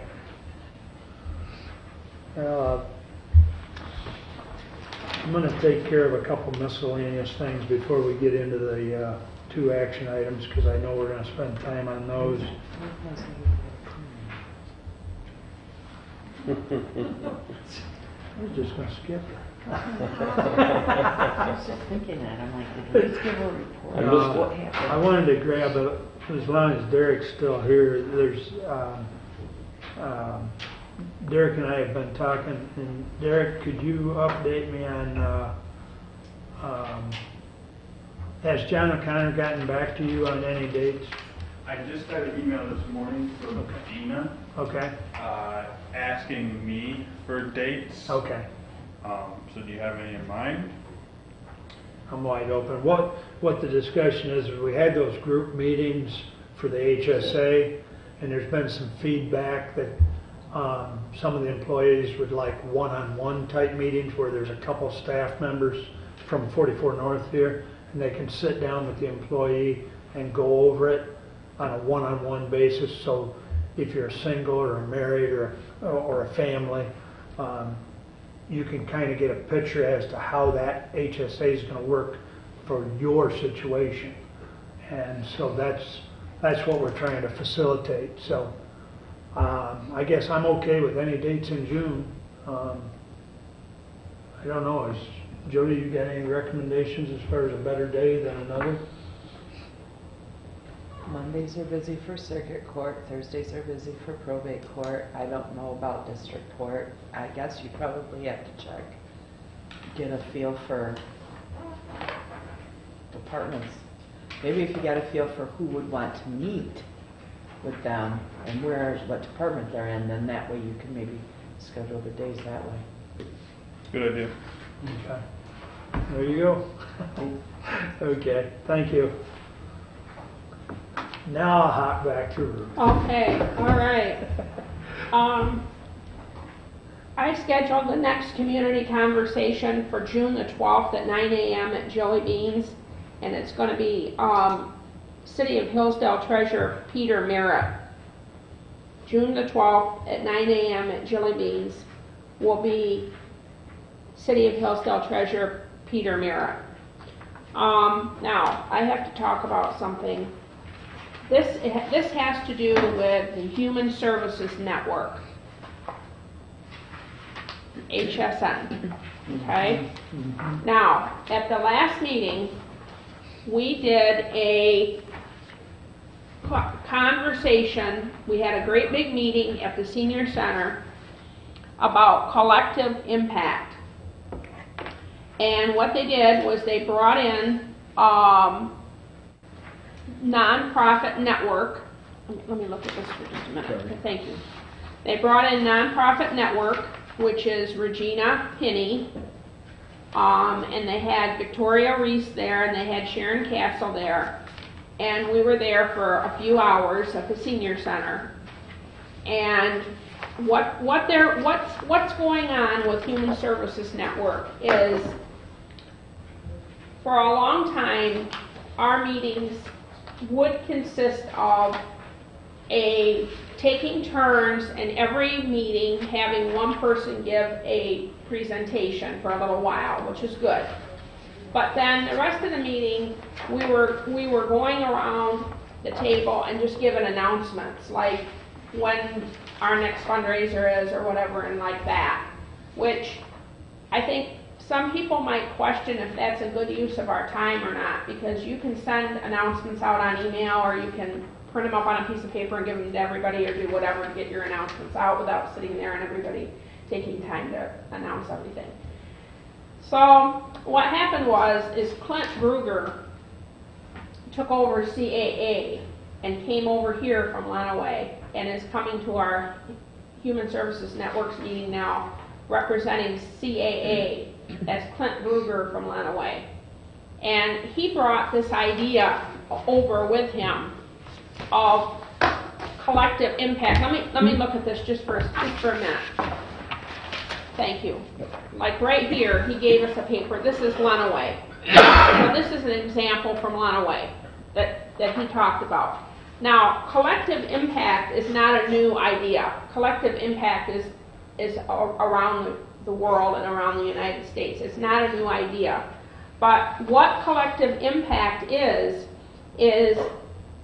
an in-depth look at how organizations of all types acting in diverse settings are implementing a collective impact approach to solve large-scale social problems. So they're asking Human Services Network if we want to collaborate and put collective impact to work in Hillsdale to make a difference in Hillsdale County. So this is what we talked about, and they gave us examples of other places that are doing this, like Kalamazoo and other places. What it would entail is, if we decide that we want to do this, it would entail Human Services Network picking a social problem that we have in Hillsdale. Let's say transportation, or childcare, or low-income people who need food and need to go to food pantries, or whatever problem that we want to pick, that we're having a problem in Hillsdale that is a social problem. Okay? Homelessness. Last winter, everybody went to House of Refuge and went to the homeless shelter. That happened last winter, okay? Pick a problem that Hillsdale is having, that a lot of times when the people in charge of that problem are walking around and going to city council, or coming up to us, or coming to wherever and saying, we have this big homeless problem or whatever, the people are saying, that's not our problem. That's not what we work on, and that's not what we do. You need to go over there. They go over there, they're going in circles. It's not getting addressed or not getting resolved. So they're asking us at Human Services Network, do we want to pick a problem in Hillsdale and collaboratively, since Human Services Network is all these agencies, do we want to put our resources together and collectively work on a problem and try to resolve it? And there's a feeling among some people in Human Services Network that this might be a better use of our time than like sitting there and like going around the room and everybody just giving like their announcements of when your next fundraiser is going to be. This would make Human Services Network up our game and make us, we're actually working on a serious problem in Hillsdale that needs to be addressed and actually making a collective impact and helping to resolve it. So now, after we did this huge thing with Nonprofit Network and we all sat there for a few hours and did all this, and they gave us all this information and we've gone through all this so far, now they're looking at all of us and they want us to come back to our organizations that we belong to, or our agency, or wherever it is we're from. Because this is going to involve extra meetings, and it's going to involve time. And it's going to take us off on kind of a lot of work. And they did it in Jackson, and there were some people there that are from Jackson that did this, and it was like a lot of extra meetings. And they're like, we want to make sure that your agency or your wherever it is you're from is on board with you going to a lot of extra meetings and spending a lot of extra time and working on this, and we want to make sure that everybody is on board with this before we just go ahead and say, okay. And if we decide to do it, then we're going to pick a problem to work on. So that's why I'm bringing this up and letting you guys know what's going on, because this is a Hillsdale County seat that is paid for by Hillsdale County. I just happen to be the person sitting in it right now, but it's a Hillsdale County seat. So you should think about this and ask questions or decide if this is something that you think Human Services Network should go for or not. And we don't have to decide this today, and we can ask questions. I have a whole packet there that describes collective impact. You can look it up on the internet. You can look up collective impact. You can look up examples of other places that have done collective impact. And a good contact person to ask questions about this is Clint Gruger over at CAA, which is Community Action Agency. He's actually from Lenawee, but he is over here in Hillsdale working at the Hillsdale CAA. So he's a good person. He's the person who brought this to us and is bringing it up and asking us if we want to do all this. So he would be a good person to ask if you have questions. It's just going to involve time. It's going to involve more meetings and more work. And if we decide to do it, then the next step after that is going to be picking a problem for us to work on. So what do you think, Commissioner Caswell? Collective impact. What's your experience with it? Well, when HSN was formed, the reason for its formation was so that there could be conversations between all the various groups that do their different things. And they've done that. And the idea was to get to let everybody know what everybody else was doing. I'm not a big fan of herding everybody into the same corral, and you have to work on this problem. I mean, Domestic Harmony has a whole different bailiwick than Kappa. There's no reason why they can't work together when it is to their advantage. I'm not big on somebody dictating this is going to be the problem and you're all going to do it, because I don't think it would match up well with a lot of the different entities that work out there. And a lot of our local groups have to do a lot of fundraising, and I question how somebody like, well, for instance, Domestic Harmony would be able to go out and talk to their donors about, we need more money because we're working on transportation. That's really not what they're in business for. They're there to help abused men and women, get them out of that situation and give them someplace else to go. And my experience with, not collective impact, but my experience with trying to get mass groups to all go in the same direction is it doesn't work. Everybody has their own fiefdom. You spend a lot of time at it, but at the end of the day, if I'm from some other agency, I can say, I'm not going to do that. It doesn't have anything to do with me. I'm going to go off in the direction I want to go. So, sorry, but I'm not a big advocate of it. You ask. Well, we need to talk about it because it's gonna, I mean, what do you got, do you guys have any Well, experience with collective impact in your past that you think has worked or not worked? I think it's already working in when it's needed. I think these entities reach to each other when they need to. But, you know, to Bruce's point, you pick a topic, it's not going to fit everybody's circle of need or interest. But I do think they're reaching out to each other when they need to. But, you know, I think it works better when they do it voluntarily. You try and stuff it down their throat. It never seems to be the... I don't know. I mean, it might work for some communities, Ruth. I just don't know if Hillsdale's ready for it. What do you think, Tim or Julie? I think I don't have enough information Okay. to give you a real good opinion. Okay.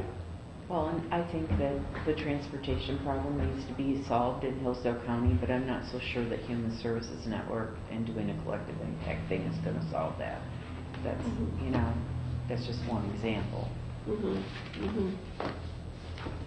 If I gave this to you guys, do you have time to read it Yeah, before the next Will meeting? you email it to us?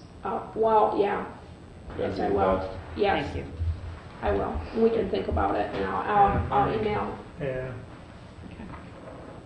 Have her scan and send it. Okay. Okay.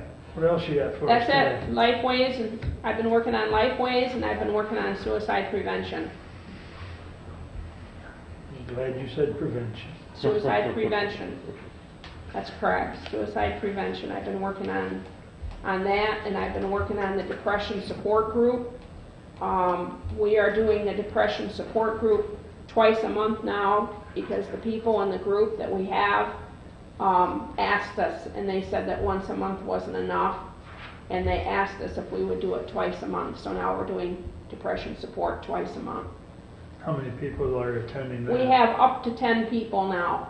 We've got more people. We're getting new and more people. We have 2 new girls that are in it. We have one new man, and we have another new man that came, and he got a job and is working, so he can't come to our meetings anymore, but we text him and we talk to him all the time.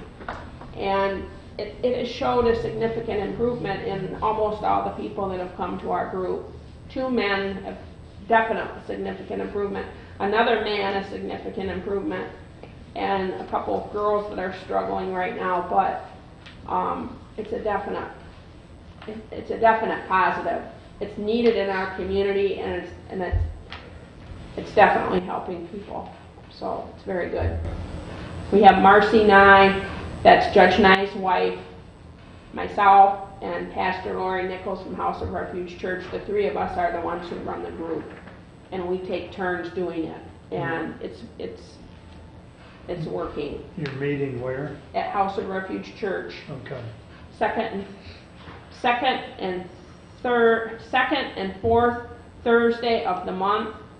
Second and fourth Thursday at 4 o'clock is when we meet, and we meet for an hour. Okay. And it's needed in Hillsdale. It's going good. That's all I have, unless anybody has any questions. Questions for Ruth? Okay. Thank you, Ruth. Well, I see the sheriff stepped out, but I wanted to thank him for the little ceremony there that he had for the memorial of the 2 officers that have fallen in Hillsdale County. That was held on May 15th, and I wanted to also thank my fellow commissioners for all being in attendance. I think that was good that we were able to all make it there. So, nice. Anyone that hasn't been out there to see the memorial. It's right by the door or the entrance to the sheriff's office. I would encourage you to stop by and take a look at it.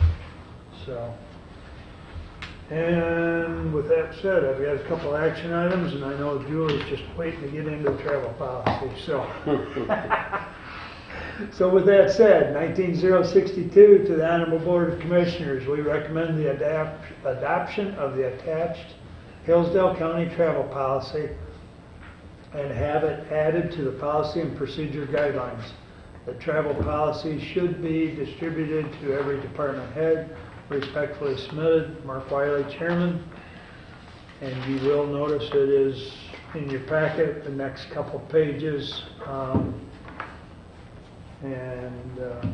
need a support, please. Support. Thank you, Ruth. Julie, you want to kick off the discussion? Well, Bruce mentioned that we had this, conflict about the car, and we hadn't passed anything yet. So, for instance, last week, Bruce had already called for the car, and I had a meeting in Adrian that was usually about an hour meeting. It actually ran a little over an hour. So I ended up not going to the meeting just because I wanted to wait till we pass this and be clear on what the policy is. I ended up not going. And however, I did call into the meeting, and I made motions, and I voted, and blah, blah, blah. The gist of it is I won't get paid for that meeting. Sure you will. For participating in that. Yeah, you will. I thought that if we only called in, we did not get paid. No, you get paid if you call in. Okay, so I wasn't clear on that. All right, I haven't done it that many times, but, because I usually try to go. You just won't get paid for mileage. Right, well, that's But you would have fine. gotten paid for mileage had you gone. I was in a quandary, so I just thought, I didn't want to take 3 hours out of my day anyway, because that's about how long it takes to drive over and back for what is usually less than an hour meeting, because it's a committee of Community Action Agency. But, okay, so I wasn't clear on that. That was one thing I wanted to clear up. Then, my question is, so what is the policy? For instance, Thursday afternoon, Bruce and I have a Community Action Agency meeting in Adrian. I think did you already reserve the car? Mm-mm. No? Okay. So, if Bruce or I reserve the car and we're going to the same meeting at the same place for the same amount of time, do we have to drive together? I'm just saying, is that I'm all right riding with you. Oh, no, I didn't mean I don't want to ride with you. I'm just saying, should that be what we try to do? What if I decide I can't drive there with Bruce because I want to stay in Adrian's shop when I get done? We don't have to drive together. We don't have to drive. Nobody has to drive together that doesn't want to, do they? I'm just bringing this up because No. it's just a coincidence that we have this coming up on Thursday. No. And so I'm trying to, just say, what You don't have to drive together. What is the policy on that? So then, if Bruce had the car reserved already, and I decide I want to stay and go shopping, I still get paid for mileage and I get paid for the meeting. Correct. If I decide not to drive, okay. Okay, so that brings up, following up with I'm what just trying to with what come up you with just examples. said, page 1 of the policy, down at the bottom, Mm-hmm. under the last bullet point, it says, county employees leaving the county on official county business must take the county shared vehicle if it is available. If it's available, keywords. Okay, but you don't have to if you don't want to. If it's available, but I don't want to, You just won't get I reimbursed for mileage. don't have to take it if I don't want to. Right. Because just like when we go into Frankenmuth, I'm gonna go a day early and run around. I'm not taking the county car on my own. You just won't get paid then. Okay, If it's available and you choose not to take it, that's okay, but you just won't get paid any mileage. okay, You still get paid for your meeting, but you won't get paid mileage. okay. And then you won't, we're not riding together because it doesn't, And we're not. last week, I ended up getting the car 2 or 3 times to go to meetings because I was coming into Hillsdale and doing other things, and I just picked the car up and took it back with me. It made sense. But like Thursday, I don't have anything else going on. I'm not going to drive clear into Hillsdale and get the car. I'll just go and you can have the car and I don't get paid. So skin off my nose, I don't Well, I care. didn't discuss it with you yet. I could actually drive by your house and pick you up probably, but I'm just saying, I didn't, you know, I just want to be clear on, because sometimes it gets complicated, and so I just want to be clear on what the policy is. Can That's I ask all. a question Yes, you that may. may come up? What if you have two employees from an office and they're going to the same conference, but they don't necessarily get along enough to ride all that way together? Well, they don't Do have to they- ride together. But is one going to get mileage Yeah. reimbursement and the other one takes the county car? Because technically, one Even though they're going to person's, the same place, okay. one person's 'Cause I- signing the vehicle out, and so that becomes then unavailable for the other person, Okay, just wanted to make sure. correct? Yeah, we don't have to ride together.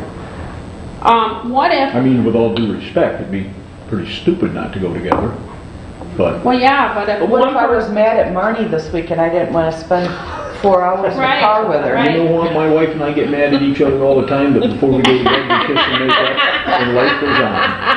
You can't let, the day after the Michigan State game, when Michigan kicks Michigan State's ass, No, don't say that, Bruce. Mark is jinxing us. not going to want to drive to a I'm going to say, hey, Mark, you want to drive to a conference together? You know, you He's gonna you say- just gave Harbaugh a kiss of death. I know, she's like jinxing us. Oh, brother. Hey, I will say, Julie and I rode together to the Aquifer hearing, and we survived. We did, we So- did. we go to the health department meeting quite often. I don't think Mark will want to ride with me. I mean, but we'll obviously see. the idea is to try to share the car and ride together when you can. But sometimes it's not, Conference together, Mark. it doesn't work out for whatever reasons, it doesn't work out. So, but we would expect always that at least one person would be taking the car, and then the other person, if they go, they get mileage and they get paid for their meeting. That's how it works. If the car's not available, exactly. So, So Doug Sanford had a couple concerns, and we kicked this around last time. I'm having to jump back and forth between documents here, but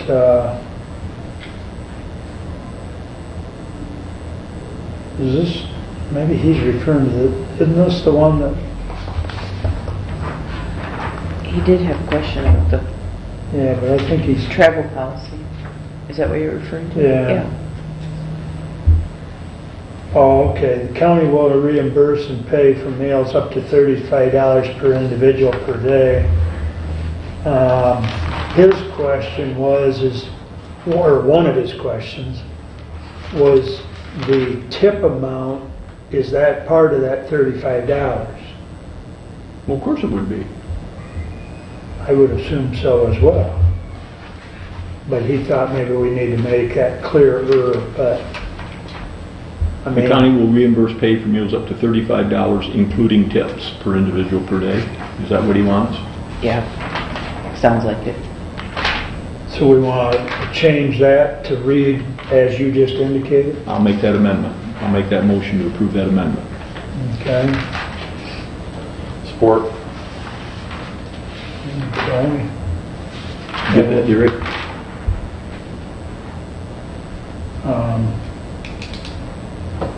Now, we gotta vote on these amendments one at a time? Yes. Yes.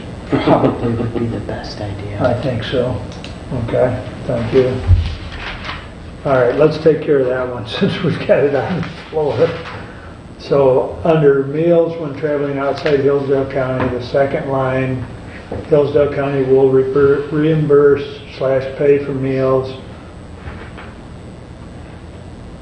up to $35 per individual per day. And we're Including tip. inserting or just Oh. putting, For you're meals? adding to the end of the line, including tip? No. For meals up to $35, will reimburse/pay for meals up to $35, including tips, per individual per day. Okay. So Bruce has made that motion, Tim has supported. Any further discussion on that one? All in favor of that amendment, signify by saying aye. Aye. Opposed? Okay.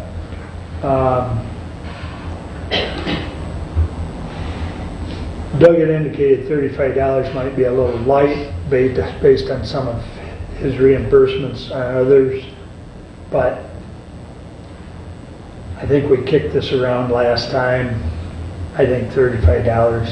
I had a whom I consider to be a very wise person, after we discussed this last week, say to me, well, I don't know that we should be reimbursing for any meals, because you eat no matter where you're at. You're not eating special just because you're at a conference. So I think 35 is more than enough. Most of the time when you go to a conference, they provide lunch for you Right. anyway. And most people don't eat more than a bagel for breakfast.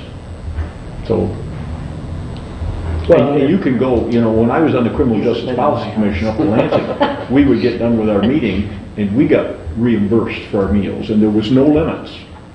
Well, yours truly went to Jimmy John's every time. You get a meal there for about $6. Yeah. There were other people that the secretary brought up to me that were going out and spending $20, $25 for lunch because there were no limits. So you have choices, and if you want to go to a $20, $25 meal, that's fine, but the taxpayer shouldn't have to pay for it. Exactly.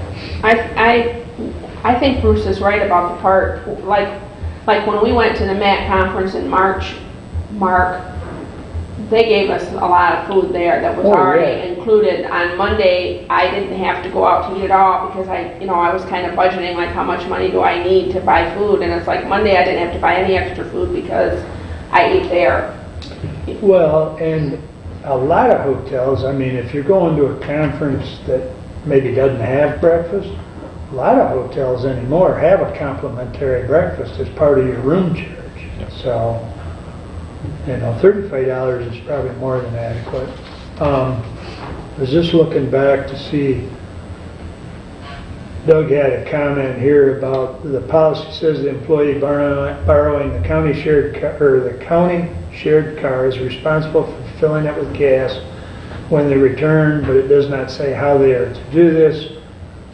I don't think it needs to say that because I believe, don't you have information on that, Yep. Derek? There's a card, it's in the glove compartment. Yep. You stop in at an appropriate gas station and all the instructions are there. And Mr. Chairman, it is so simple that even a 69-year-old doofus like me can figure it out. So I have no sympathy for anyone else. If I can figure it out, they can figure it out. We're in good shape then. Yes. On that one. You put the card in, you pull it out, it magically appears, put in your mileage on the odometer. Beep, beep, beep, beep. Enter. It took me a little while to figure out enter, but I got there. Okay? Then we turned around and it comes up with another sign and it says, give me your code number. And Derek is more than nice to give you a code number. I'm not going to give you mine, Ruth, so you can't use it. Okay? And you punch that number in, enter, and bingo, away it goes. So it's very simple. It's on the gas pump? What's that? I haven't had to do it yet. It's all on the gas pump? It's all on the gas pump. Okay. And the stations that they've told you to use, you can use either the Citgos, you can use the Admiral, you can use Shell. You can use the Watkins, where I think people are familiar with using. Across from the sheriff department? Yep. And you can use Watkins. You go right there and it's simple. Technically, you're supposed to be able to use pretty much any pump, but I did include a list of ones that I'm 100% positive the card is accepted at in the glove box of the vehicle, in town. And nobody really goes where they need more than one tank of gas generally. Is this a WEX card? Yeah. I'm sorry. WEX Yes, card? it's a WEX card. Yeah, so Sunoco you can't use. That's the thing we have at the department. You can't use a Sunoco. Right. Because you won't get reimbursed. Okay. Okay? Or Sam's Club, you can't So use. it's very simple. And then the sheet with the gas stations here in town it's right there. All you have to do is read it. It tells you exactly where you can go and Magic Electronics. You want to add as per instructions in the vehicles? Add what? As per instructions in the vehicles, to clarify that statement, to fill it with gas.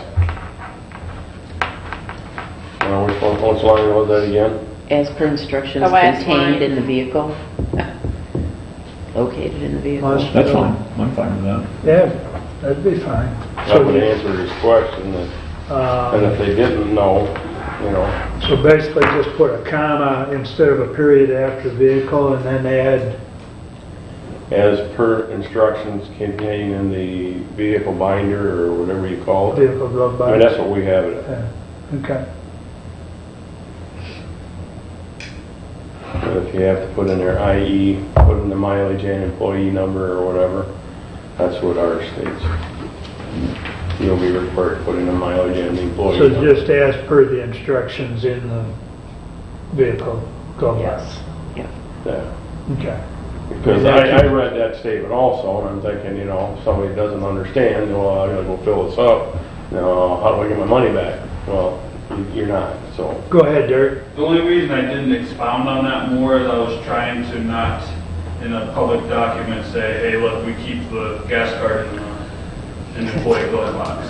Now, because it's all has codes, it's probably No not one a big could deal. use it. Or you But just- that's what I was trying to. Just put as, you know, county policy then. I mean, this is the policy, but that would be the policy on the gas card, I guess, I don't know. If you wanted to leave that out of there as far as the, I think it's fine because it is coded, yeah, you can't but use it. that's the reason that I didn't expound originally when I wrote That it. probably makes sense. Yeah.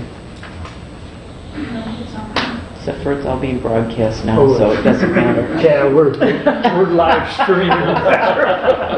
So I'm like, forget that, too late. It's over. Well, really, you're not saying anything about the credit card. You're just saying employees must fill the gas tank of the county shared vehicle after use of the vehicle per instructions Located. located in the glove box of the car or whatever. But yeah, we're last I looked, there was 6 viewers on YouTube, so we're at least 6 people know what's going on. And they'll go tell 10s, they're 60.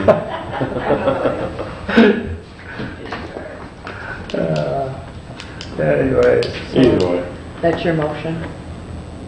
Yeah, I can make that. Support. motion. Thank you. Travel expenses related to official county business include the following. Hold on. Oh, we got a motion? Okay, Yeah, I'm let's, sorry. we need a support though. I did. You did, Julie did, thank you. So we're basically just saying as per instructions in the vehicle. Yes. Okay. Any other discussion on that? All in favor of that amendment signify by saying aye. Aye. Aye. Opposed? Okay. Bruce, go ahead. Travel expenses related to official county business, that section. The third bullet point, we don't need anymore, do we? Travel. Which one? 1, 2, 3, the fourth bullet point, I'm sorry, the fourth one. Tips not to exceed 18%. Oh, because right. the tips are now included in the $35. They can leave whatever they want. They can do whatever they want as long as they know they only get reimbursed $35. Right. Oh, I Okay. see what you're saying. Yeah, so we don't really need Strike that that. whole line. Strike that line. So I'll move to strike the line that says tips not to exceed 18% of the total bill. Okay, support. Everybody good with that? Mhm. All in favor signify by saying aye. Aye. Aye. Opposed? Okay. We're gonna have to rewrite it, Derek. It's all right. Just small editing. No, it's all good discussion. Anything else? I think so. And commissioners, seriously, this is the reason to get this stuff ahead of time and take our time going through it and thinking through it, because we all come up with different ideas. And when you rush things through, it's never good. Okay.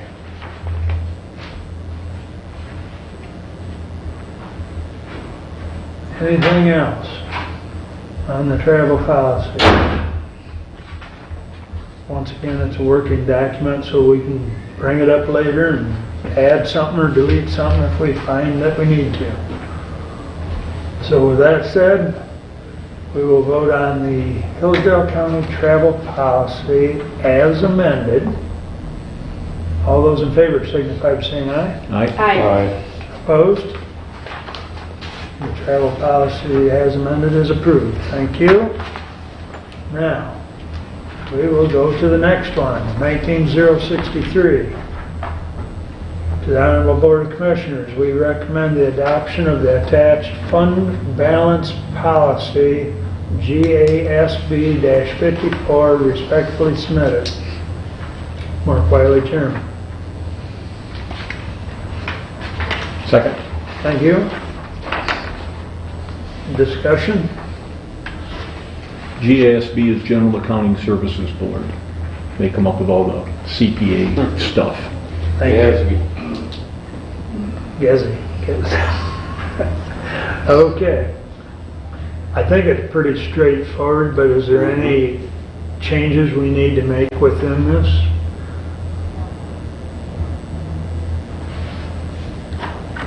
The only thing that I would ask us to think about moving into the future, and I read different things in different places, but near the end of this document, it talks about that the fund balance in the general fund of not less than 10% of actual revenues. And we need to be seriously thinking about whether or not that needs to be higher. Okay? Now that means, we gotta be more frugal, etc. But there are entities that get to 15%. That's kind of what they believe is correct. And they're probably, this is a minimum number. I mean, we're meeting it right now barely. But we need to think about whether or not we want that to be a little bit higher. And I go back to what happened in 08, 09, when our revenues dropped like a rock and a lot of stuff was cut. And if you've got enough of a fund balance, you don't have to use it all up in 1 year, but you can use part of it as you're slowly reducing, and that way the cuts don't have to be as drastic if hard times hit, because you've got a little bit of cushion there. So, just a thought. I'm not proposing anything now.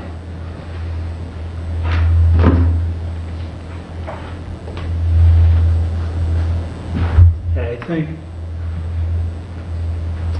think Mr. Burke quite often referred to looking at that as 12% minimum, but I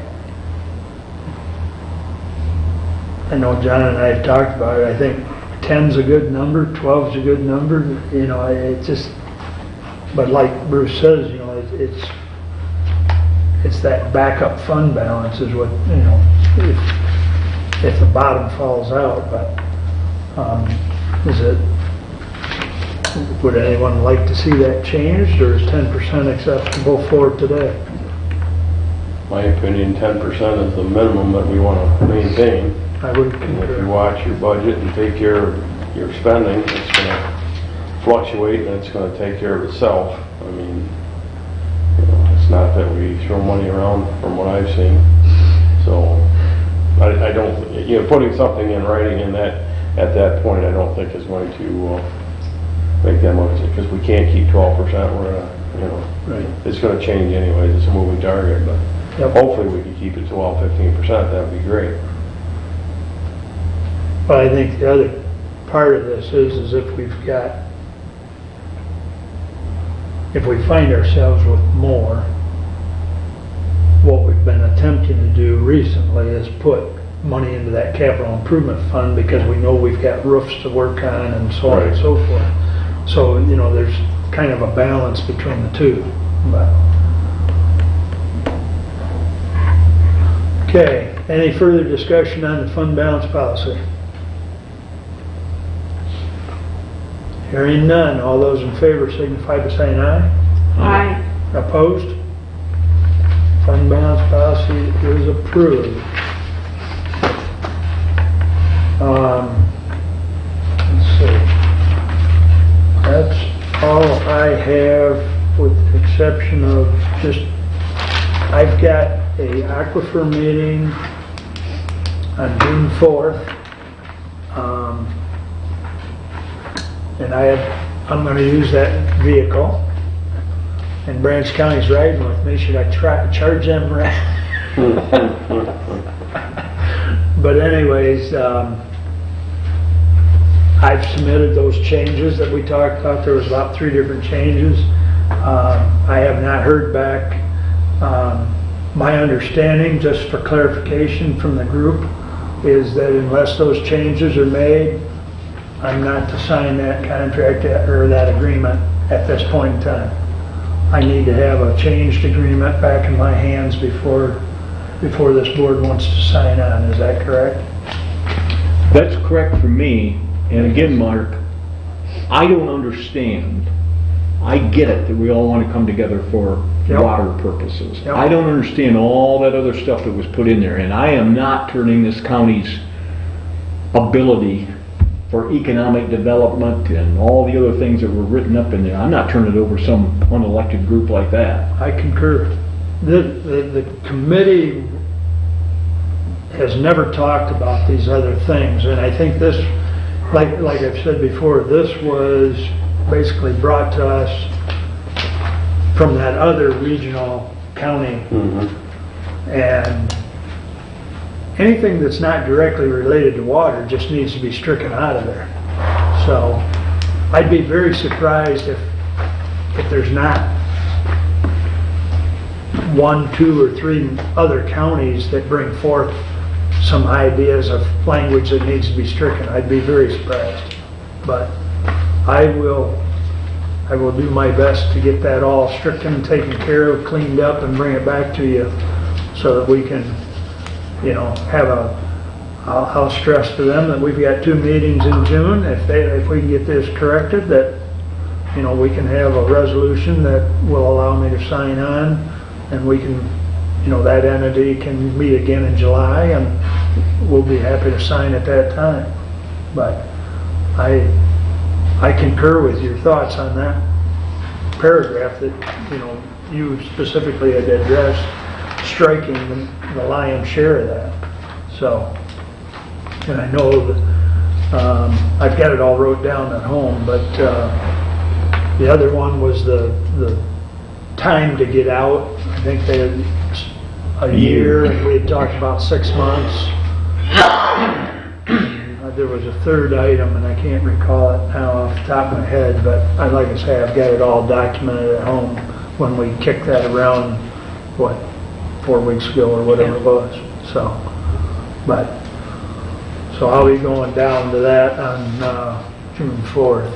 So, I mean, even the ambulance contract that Commissioner Gaines and I have been working on, I think that's 90 days. okay. And that's a pretty significant thing if an ambulance agency was to,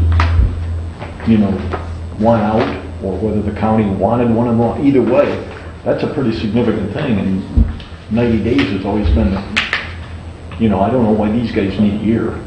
Standard. 90 days or 6 months would be acceptable, but 90 days would probably be better. Okay, I'll take that to him. Ruth just went back and grabbed the mail. I think I better open this. It's from the Department of Treasury. It's a big check. They're not going to give us money. This guy ever. Well, there's a check in here, Bruce. Yeah. All right. Oh, it's the preliminary state equalized values. So, yeah, please find and close the preliminary state equalization report for 2019 tax year approved by the Tax Commission at their May 13th meeting. So, They approved Mr. Wheeler's work. Yes.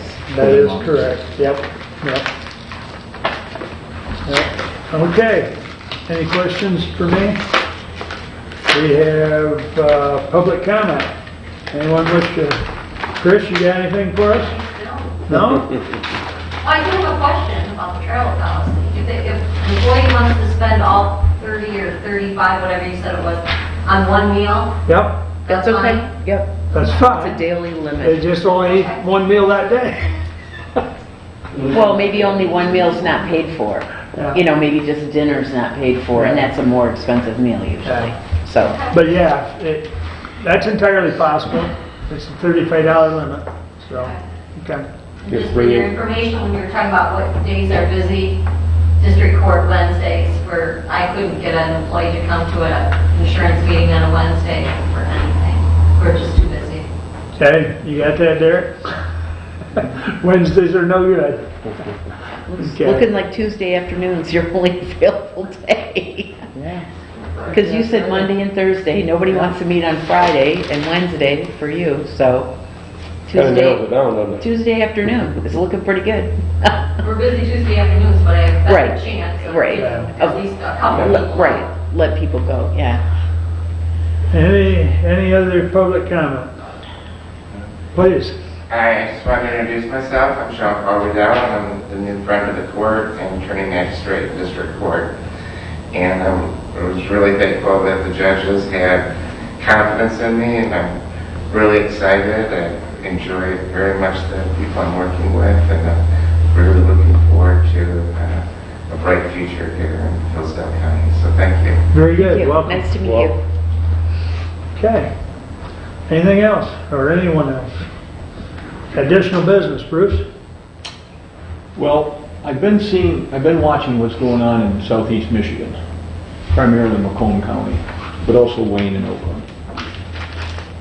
We have, commissioners, a lot of pots of money in our budget that are for various and sundry particular things.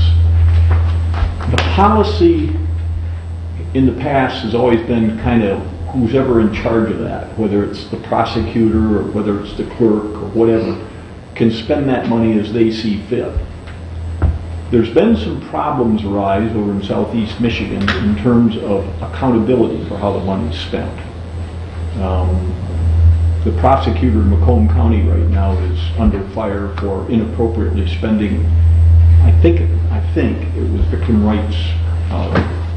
Crime Victim Rights Fund money.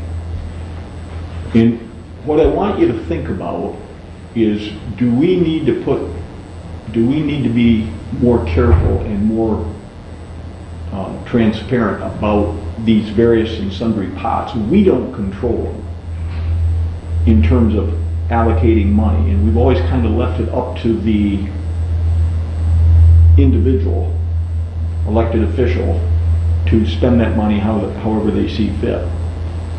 Do we want to get involved with being a little bit more transparent and having that money more accounted for? It's a host of problems if you go in that direction, but as they're discovering in Macomb County, it can be a host of problems if you don't follow things pretty closely. So food for thought, I want you to think about it, and maybe we can talk down the road about it. If you have any thoughts or ideas, give me a call. Okay. Thank you. Ruth? No, sir. Julie?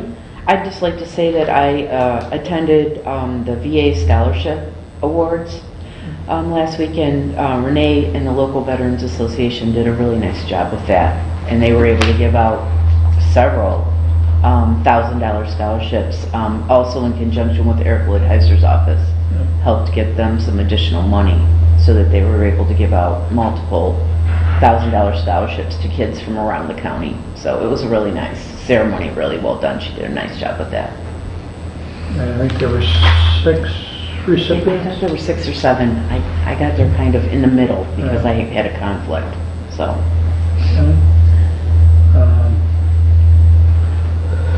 Tim?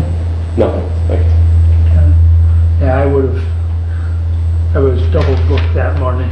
So was I, so I ran over there as quick and parked my car and ran out and jumped over there. Thank But you it for was very attending nice. that. So, all right. Where'd that come from? Or what? I'm trying to remember. It was in Bambi's office, but I can't remember if that's really where it came from, Bruce, technically. Is that the one that she found, had it restored or something? No. No. I don't know. It's I nice. just thought it looked nice there, so I said, well, Yeah. if it's available, It looks we'll nice. put it up. Okay. If there's nothing else, we'll stand adjourned. Thank you all. Thank you. Okay, Bruce, I have a question Yes, ma'am. about the car. If I have to go to a Lifeways meeting, Lifeways pays my mileage, You don't have to use that. but then I want to go to a meeting in Ann Arbor that's for this, that's Michigan YouTube. State Extension Advisory Council is having a meeting in Ann Arbor that I'm supposed to go to for the